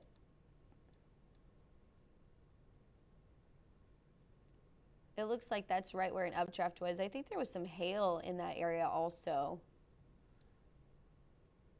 And so the updraft, it does look like, did try to spin a little bit, which is a sign of a stronger updraft taking shape. But now the storm is moving off the bayfront as it continues to track across the area. A lot of lightning. So again, strengthening lightning going from almost nothing to something. That is a sign of an increasing updraft as well. And once again, we do have that marine warning that I mentioned while we were looking at the lightning.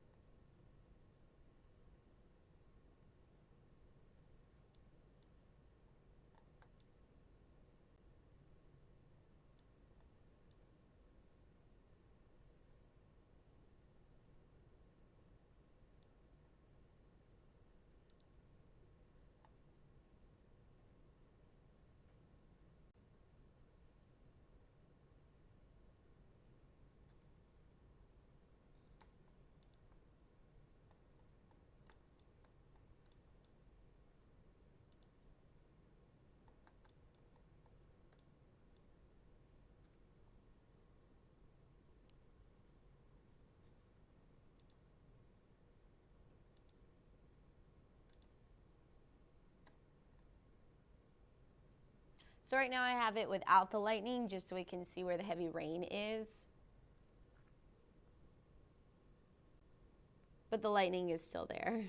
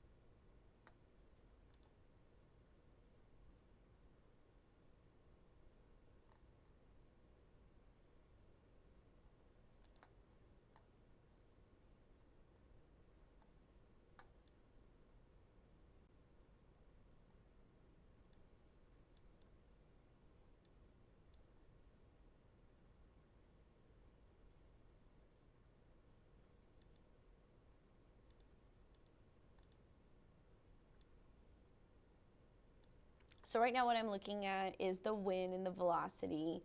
We are getting up to 40 to 50 mile per hour winds across the bay now as the main thunderstorm is crossing across Corpus Christi and leaving the area. I've been over analyzing the radar a little bit, trying to see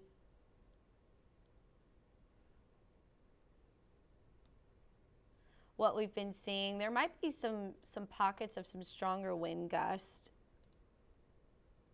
showing up like here. That would be like a 40 mile per hour wind gust that's kind of as the rain falls. So there's several little there's going to be several updrafts within a line of thunderstorms like this. And so when we look at the radar,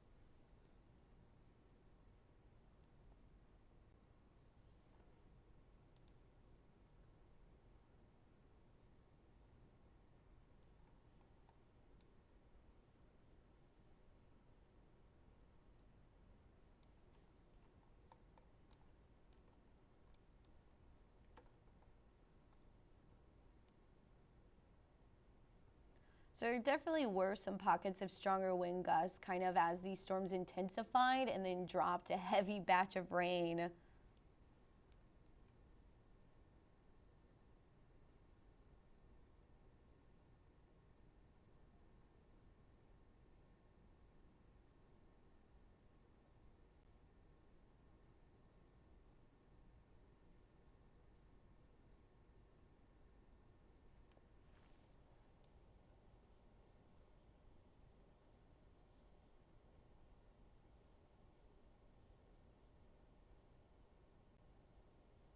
I think here we might have, if you lived in the area right here, so this is near the station, Everhart, Holly, as well as Weber toward Alameda. Watch what happens as we have the green. Watch the green. So the green, this initially could look like a little bit of rotation, which all updrafts in a thunderstorm do rotate, but you see the green cross paths with the red. And then it gets broader like this. That actually might have been a little mini downburst, which can cause a brief pickup in wind, which we saw right here, where there were some 40-mile-per-hour wind gusts. Now, if the storm was a little stronger, that could have been a little bit more damaging or devastating. Similar conditions right here near the airport, near the radar. We kind of saw something similar happen where we get some stronger wind gusts popping up there. And that's right at the surface where the radar is. So this is our radar dome, essentially, our cone of silence. That's where the radar can't scan because it's too directly right above the radar. The radar, you want it to go out so it scans a wider area. You don't want it to go up and get what's directly on top of it. But this is scanning like right at the surface. So that probably did translate directly to 44-mile-per-hour wind gusts. But then you see the storm really let out some stronger wind as it does get over the bay. So lots of choppy conditions on the bay right now, which is why there is a marine warning, but the National Weather Service has now issued a severe thunderstorm warning for Portland and Aransas Pass, Rockport. So we've got another severe thunderstorm warning on the map that I'm going to be sharing to social media, and we are going to talk about it.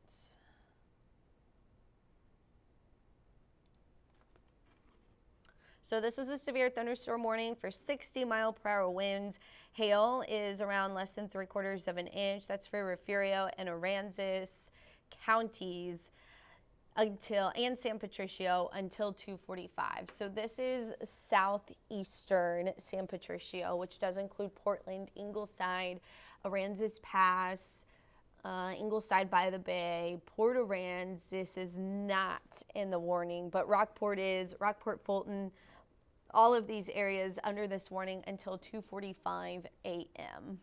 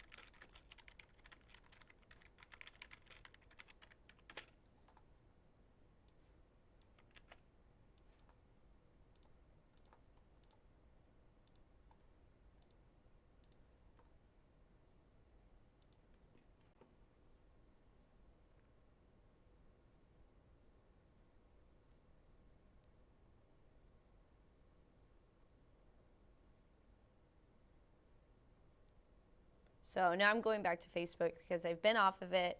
When you're a meteorologist, you are the king or queen of multitasking, and it's not always easy. I have 1,000 tabs up all the time. Talking with the National Weather Service, still chatting with Chief Meteorologist Alan Holt. He is still awake at this time as we were watching these storms that have moved through the area.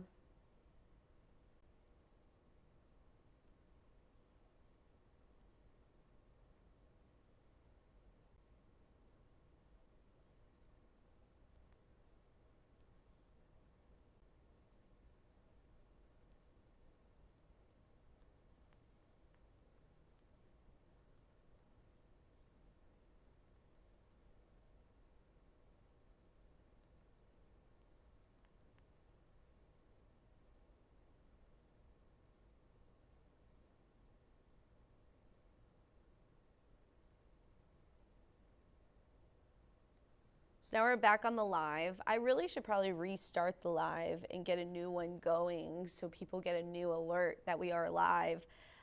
Is rotation a bad thing? When I spent time in Arkansas, there was always rotation. Yeah, that's a good point, Tone Dot. Yes, so almost every thunderstorm, especially if it does become a severe thunderstorm, it is going to show some signs of rotation because the stronger updrafts, in order to sustain the storm, they're going to be rotating. And so you get a rotating updraft first. That rotating updraft does not every updraft rotates. The stronger ones do, though. So that updraft is going to be the first sign of rotation. And that's usually a very broad area of rotation. And it's not going to translate to a tornado always necessarily. So almost every single severe thunderstorm does show some signs somewhere within the storm of some rotation, but if it's very broad, that's not a sign of a tornado. You're going to want a really tight couplet in order for it to be a tornado. So you start with the rotating updraft, then as the pressure falls under the storm, that updraft essentially, you start to notice a lowering of the cloud, because as the pressure falls, I do these school talks where I create a cloud in a bottle, and essentially you do that by changing the pressure. So once you start getting a stronger and stronger storm, the pressure below the storm continues to fall. And as that pressure falls, the condensation happens lower and lower to the ground, right? And so you start to notice that wall cloud developing first. And then as the pressure continues to fall, essentially what happens is the way a tornado situation plays out is you have this really typically during daytime heating is how it starts. So during the day is how it starts. You get these rotating columns of air because our winds have been going opposite directions. So at the surface we have southeast winds, and at the upper levels of the atmosphere we have more west to even northwest winds, and so those are directly going like this. And what that does is it creates a rotating column of air that is horizontal in the atmosphere. Then with daytime heating, that starts to have rising air that then starts to turn those horizontal columns vertical. And as that happens, that's when you start to get your towering cumulonimbus clouds, and then you have your rotating updraft, and then a tornado would form from there. So that is pretty much the start to finish of how a tornado forms. But with that being said, not every thunderstorm is going to produce a tornado. And now there have been some little minor pockets that try to show some rotation, but I think more of it has been downburst, or like not necessarily downburst, but we have our updraft and our downdraft. I think a lot of it's downdraft related, where the storm intensifies and then the downdraft gets stronger, and you do get essentially a mini downburst there. So as this continues to move into Ingleside on the Bay, so we're talking about the severe thunderstorm warning now. So yeah, not the rest of the day. Once this passes through, we're going to be done. The rain is slowing down definitely in Corpus Christi, but approaching, this is the latest severe thunderstorm warning update. So Ingleside on the Bay, Portland, Gregory, Ingleside, Taft, I don't think, is going to see the strongest wind. But then as we continue on along Texas Highway 35, and also I think that's just Business 35, further to the south towards Shell Ridge and then Rockport Fulton, this is going to be the target zone for where these winds are going. So let's take a look at some of the strength of those winds. So we just got the latest radar update. So this is now across the bay and is actually showing signs of weakening as it is approaching Ingleside. But we are getting 45, 46, 43 mile per hour winds, which technically is not up to severe par, but it is close enough where there is a chance that stronger winds are reaching the surface, and so we want to just be overly warned versus under warned, right? Also, let's take a look at, first let's go back to the radar imagery. So this is our severe thunderstorm warning. Again, this doesn't include Port Aransas, but it's close. It includes most of kind of the causeway there toward the ferry. But Ingleside by the Bay, heavy rainfall now, high wind, up to 40, 50 miles per hour, especially likely 60 mile per hour winds are possible. Portland getting the rain, Ingleside getting the rain. Outside of the warning, we're actually seeing it intensify a little bit right over Taft, but the wind is not impressive there in Taft, but the lightning core is getting stronger, so that's something to watch for the Taft area. But we'll go back to radar now, and so this storm is going to continue to be moving north toward Bayside and Rockport, and that will continue through 2:45. The National Weather Service does have this storm moving northeast at 30 miles per hour, so we will track out that timeline for you now.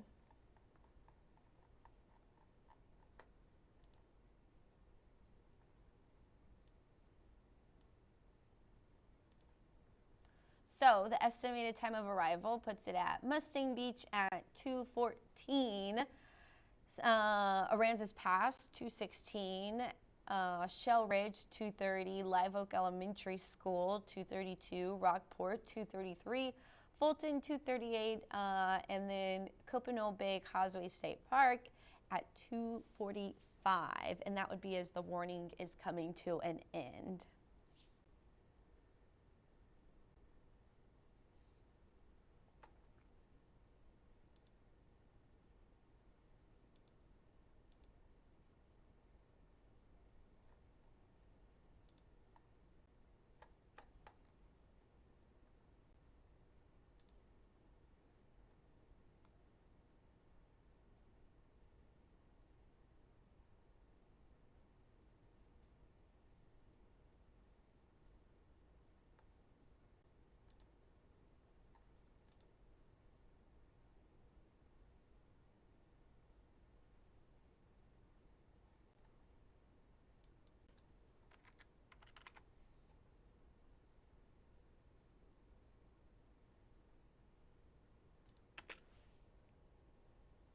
Right now I'm looking at the wind gust. So it looks like the stronger winds with that weak low that's setting up in the Austin and San Antonio area is going to be over San Antonio. Not recording super strong gusts at this time at any, I mean, I have the site, it's probably the San Antonio airport, but that's still something I'm watching, is the potential for some stronger winds on the back end of the rain. I don't want to sell that short, because the wake low can cause tree damage and power outages as well. Now, a lot of that is a little bit further north, so it's kind of, I think, in this empty area is going to be where we're seeing some impacts from the wake low. So radar is showing, now the San Antonio radar is not showing super strong winds over George West and Beeville, but the Corpus Christi radar is. And the Laredo radar is. So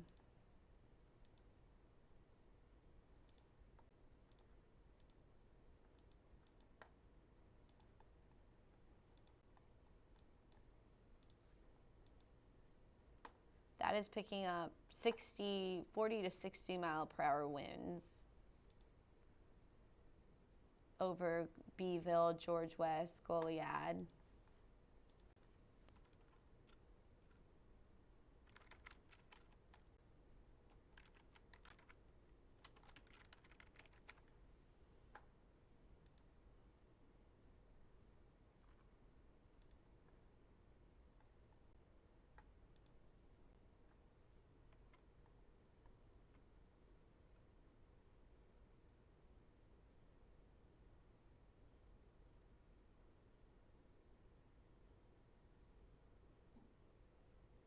So sustained wind north of Goliad and Beeville is 20 miles per hour. Sustained wind in Live Oak County in George West is 20 miles per hour.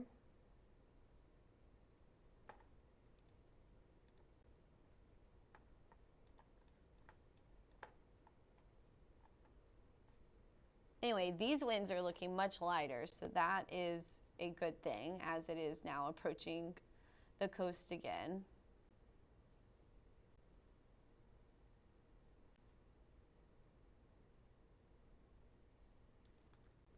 Okay, we've got a mesonet report, 43 miles per hour. That's below severe limits. That's from Portland.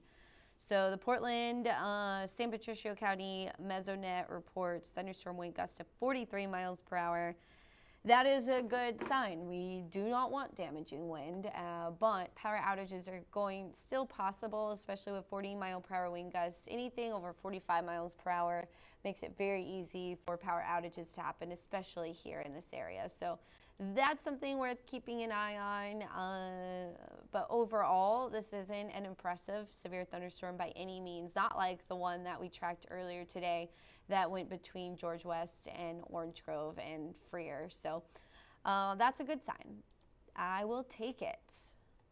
We still have the light stratiform rain continuing behind this main line of thunderstorms. This has really played out pretty wildly. So this is from start to finish.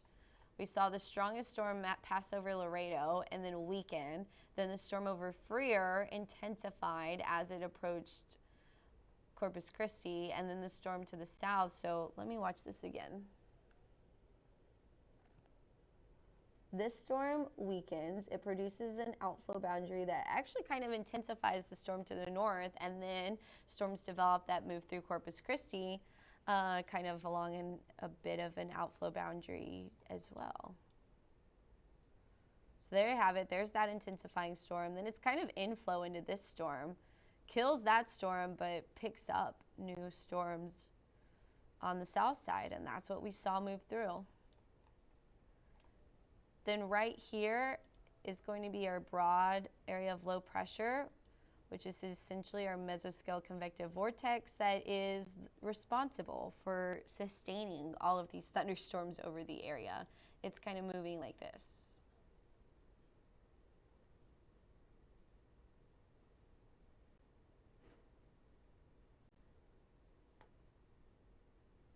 So here we have it.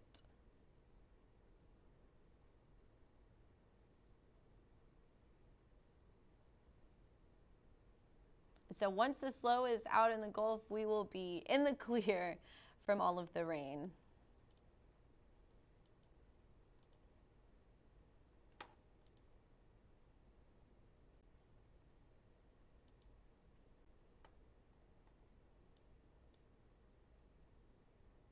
Looks like they canceled the warning. So now the wind, with that report out of Portland, ground truth is so important. It can verify a warning, and it can also allow the warning to be canceled. So I think with that report out of Portland with, what was it, 45-mile-per-hour winds? 43 mile-per-hour wind report out of Portland helped them realize that this storm was no longer producing a risk of those 60-mile-per-hour winds. So now we are back without a severe thunderstorm warning on the map. So the current time is 2:20. Let me see how many people are still on this Facebook Live. We've got about 55 people on here. Do thunderstorms weaken or strengthen when our dry land versus wetlands? Sandra says, wow. Sergio says the rain has stopped now. Nina is watching. Hey, y'all. Thanks, everyone, for still watching. Let me know if anybody's watching from Portland, Port Aransas, Aransas Pass, Rockport, Fulton, that area. That's where these storms are headed. Corpus Christi, we're on the back end. Kingsville may see a little bit of some stronger wind as the vortex kind of swirls over you, but this is not a tornado or anything concerning. It's just keeping us with some stratiform rain. If anyone is watching from George West or Beeville, let me know if your wind is picking up. I am curious about that because we did have a wake low from these storms up here.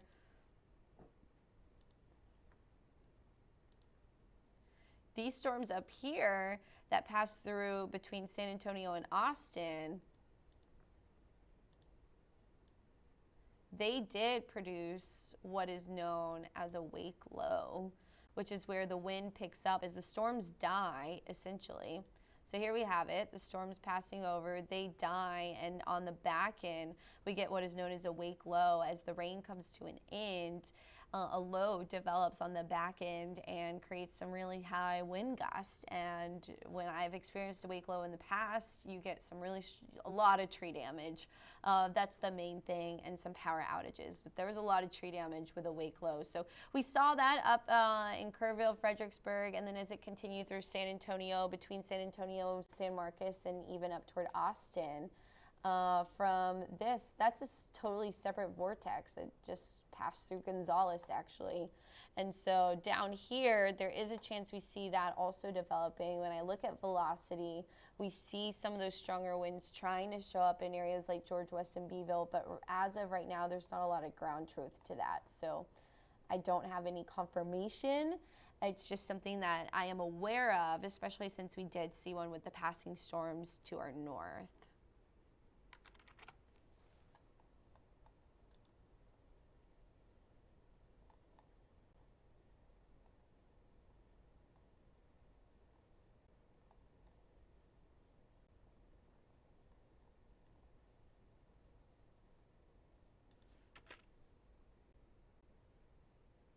Lucy, which city are you watching from? Where is the power out? So, okay, we do have 39-mile-per-hour wind now in Beeville, which is an indication of a wake low. It might still be tapping into the one that kind of passed through San Antonio, Fredericksburg, but that is confirmation that we could be dealing with a wake low. I know in Fredericksburg, the winds weren't quite severe level, but they were about 40 to 50 miles per hour. Corpus. So Lucy is watching from Corpus, and she says she's without power.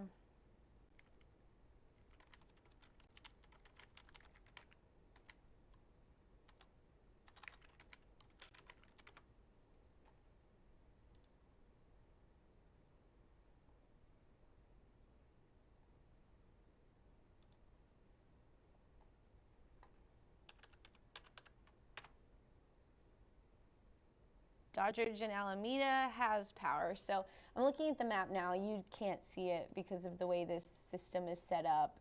We've got about 255 power outages coming from the area off of Staples, and I think that's an Everhart.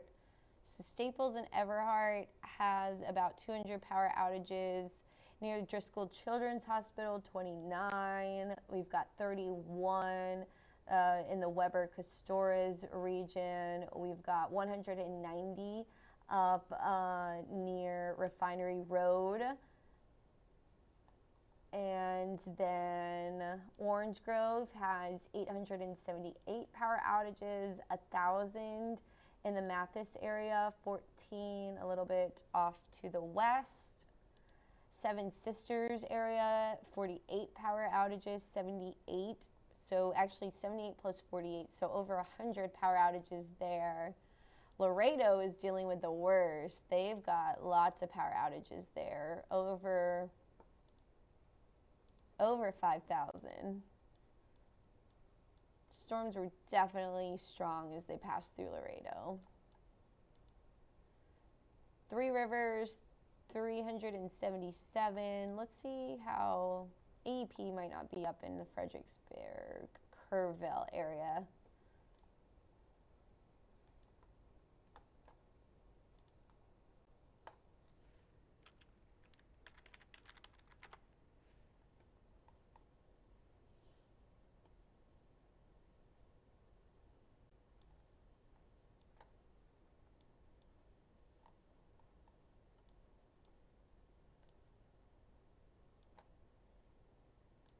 Yeah, they are not. But in South Texas, so there also are some power outages from storms up near Abilene. AEP serves them. But across all of South Texas, so San Antonio to Brownsville, there are 18,000 power outages. But that's the whole region. Just for Corpus Christi, there is not that many. But there are some, unfortunately. So we do have several power outages that are likely weather related because we did see some high wind that moved through with these storms. But we are getting that 38-mile-per-hour wind gust there in Beeville. That might be a sign of the wake low.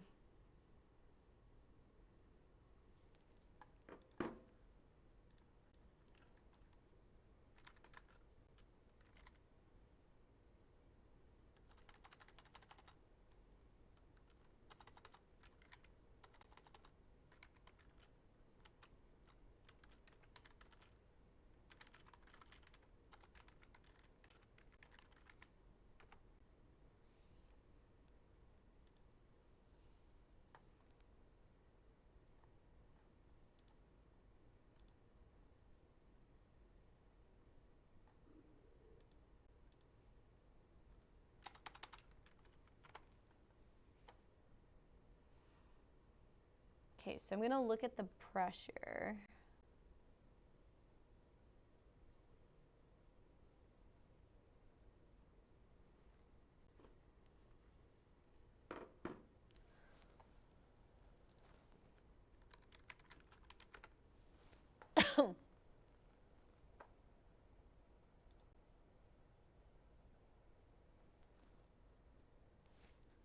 Okay, we're starting to get some reports coming in. Train spotter measured 39-mile-per-hour wind gust.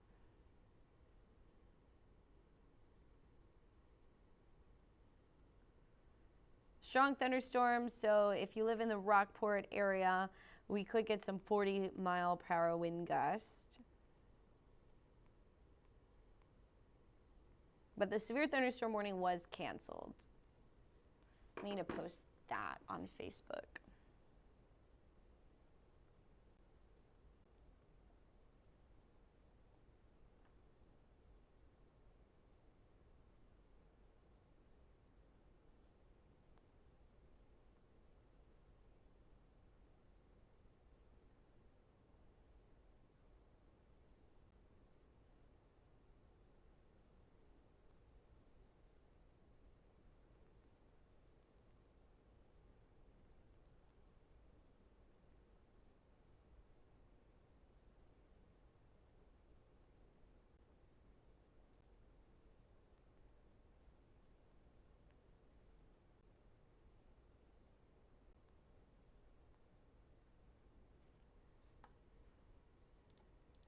Let's look at our cameras for the before and after. So still some light rain, but look, so much calmer. So much like crisper. The rain does clear out some of that smoke, some of that, not Saharan dust. That's not what we have yet, but it does help kind of clear out some of that smoke because essentially the rain is using that smoke. So what the smoke is, so this is a fun fact. This is just for you guys that are still watching now that it's 2:30 a.m. Hello, y'all. But essentially smoke, which is coming from the agriculture burning that takes place this time of year in Mexico and Central America. It's not abnormal for us to see it, but it has been abnormally thick or dense at times. But the benefit of this stuff is it does act as a condensation nuclei. And so in order for a rain to develop, or a cloud even to develop, you've got to have a particle of dirt, some sort of dirty air, some sort of particle in the air for the water vapor to condense onto. If there's nothing in the air for water vapor to condense onto, then there's not going to be a cloud. So essentially, you need that condensation nuclei, which that's the smoke. So we had plentiful condensation nuclei. We didn't have to worry about the lack of condensation nuclei. So these storms had something to latch onto and then drop the rainfall. And so that does essentially clear out the smoke from our atmosphere because it is now fallen to the ground with the rain, essentially. So that is fascinating to think about, but that is what we saw happen. So you can just tell the air just looks more crisp right now than we really have been seeing as the rain passes through.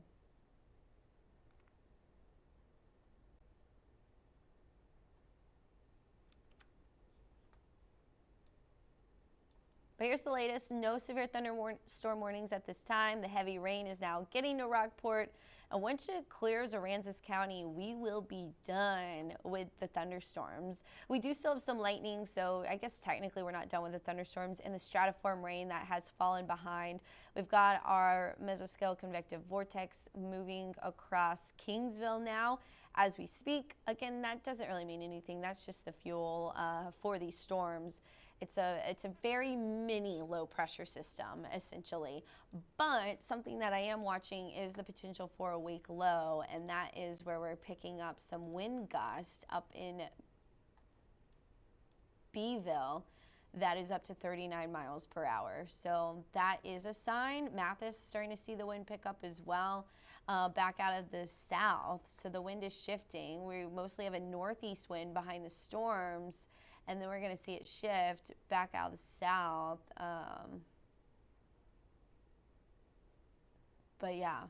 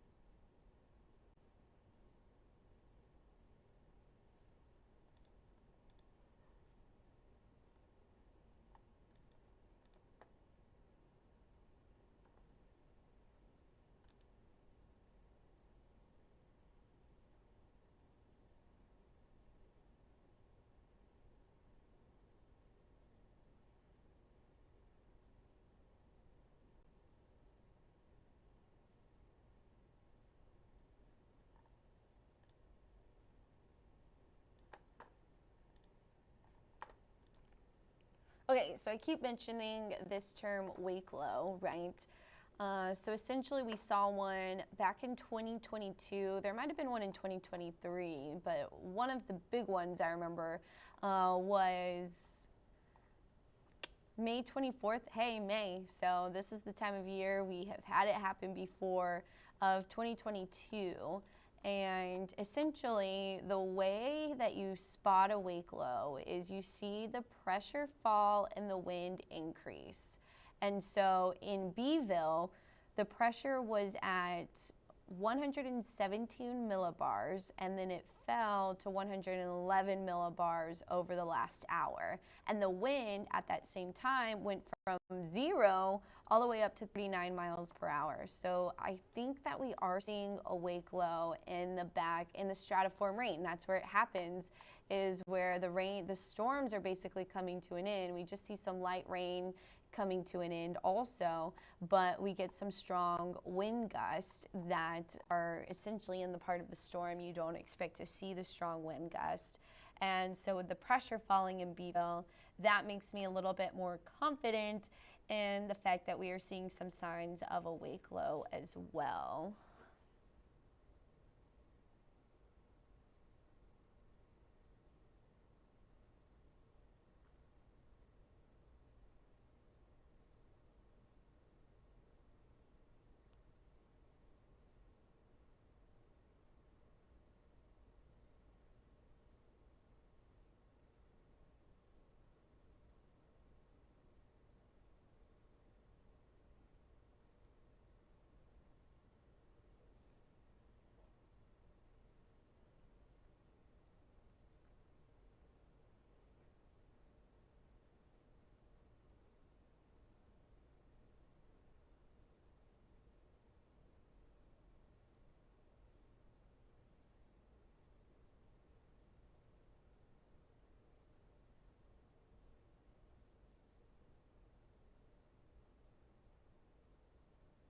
With that being said, right now the peak wind gust in Beeville is 39 miles per hour, whereas last May we had 60-mile-per-hour wind gusts. So as long as our wind stays about 40 miles per hour, that's going to be a good sign, meaning it won't be a strong wake low, but the wind is picking up nonetheless as the pressure is also falling.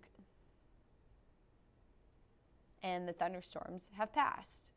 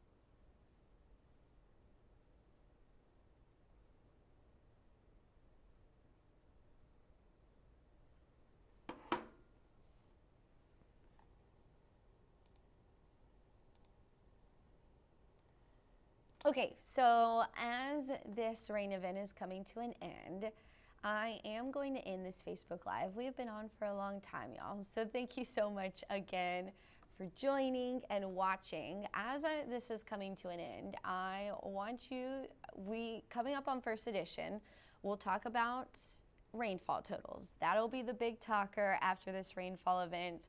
We'll look ahead to our next chance of rain coming up on Friday. And then additionally, right now, as I'm ending this live, I do want you to be aware that there is a chance that we see the wind pick up. Beeville did get a 40-mile-per-hour wind gust.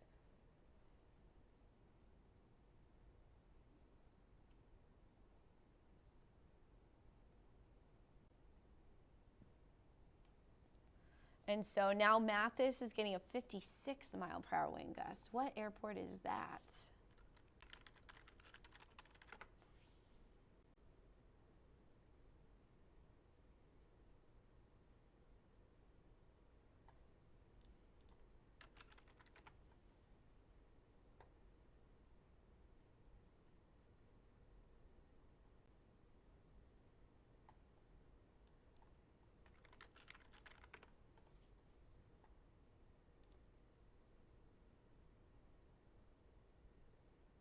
Okay, so that looks like it might still be the Beeville Airport. Then what is Beeville's wind coming from?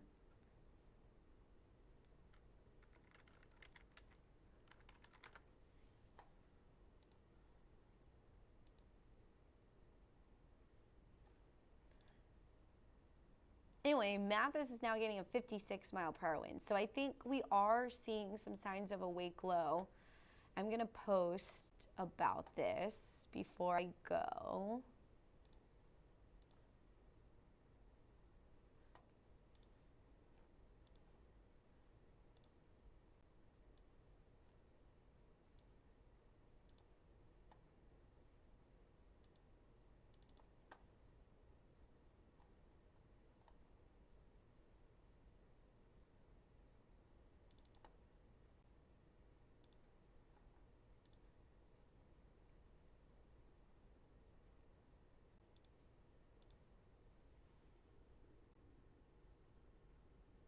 We are, Sergio, right now we are in a transition. So we're transitioning out of El Nino and into La Nina, which is known as neutral. And actually neutral has produced some of the strongest storms in the Lone Star State.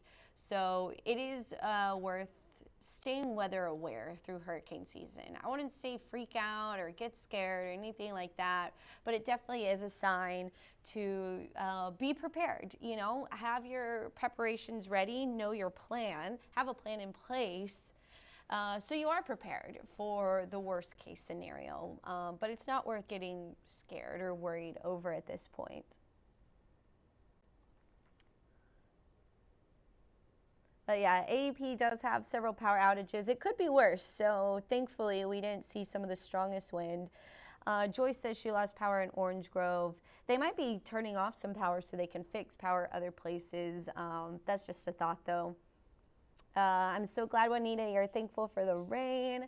Everyone got rain, which is great. I love it when that happens. I really do. So.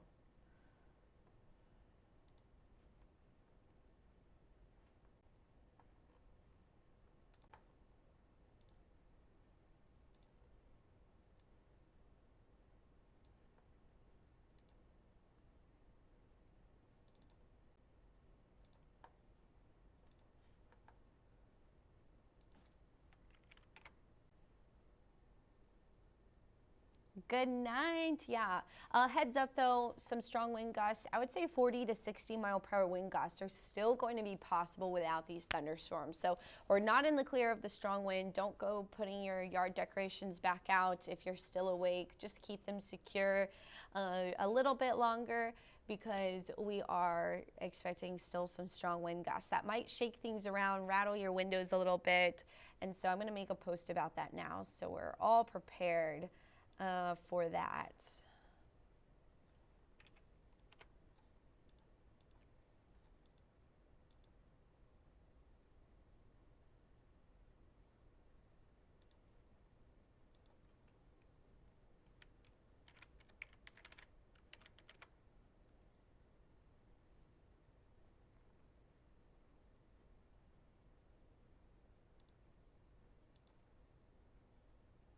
But yeah, with that being said, again, a wake low is strong wind following behind a round of thunderstorms when the rain is light and coming to an end. So I think we're still going to see some of that. We are picking up that,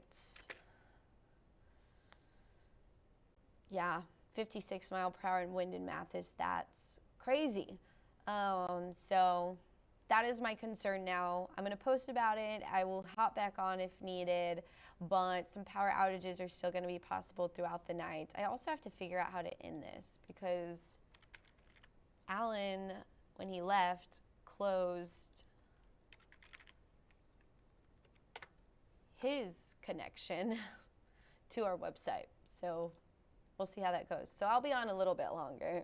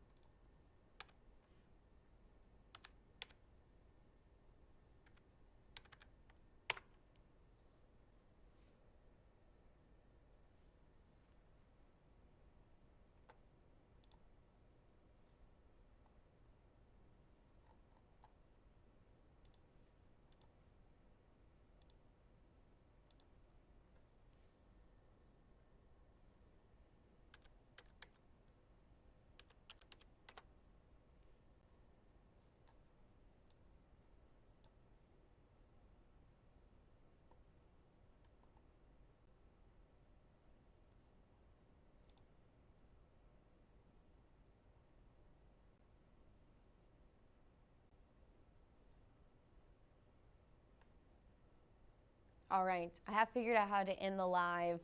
Our severe thunderstorm risk is over, but we could still have some strong wind gusts. Tune into First Edition 5 to 7 a.m. for the latest, and check back on social and on 3 News, KIIITV.com, and we'll have the latest updates there. Thank you so much for spending your night with me here on this Facebook Live. I am now stopping this stream.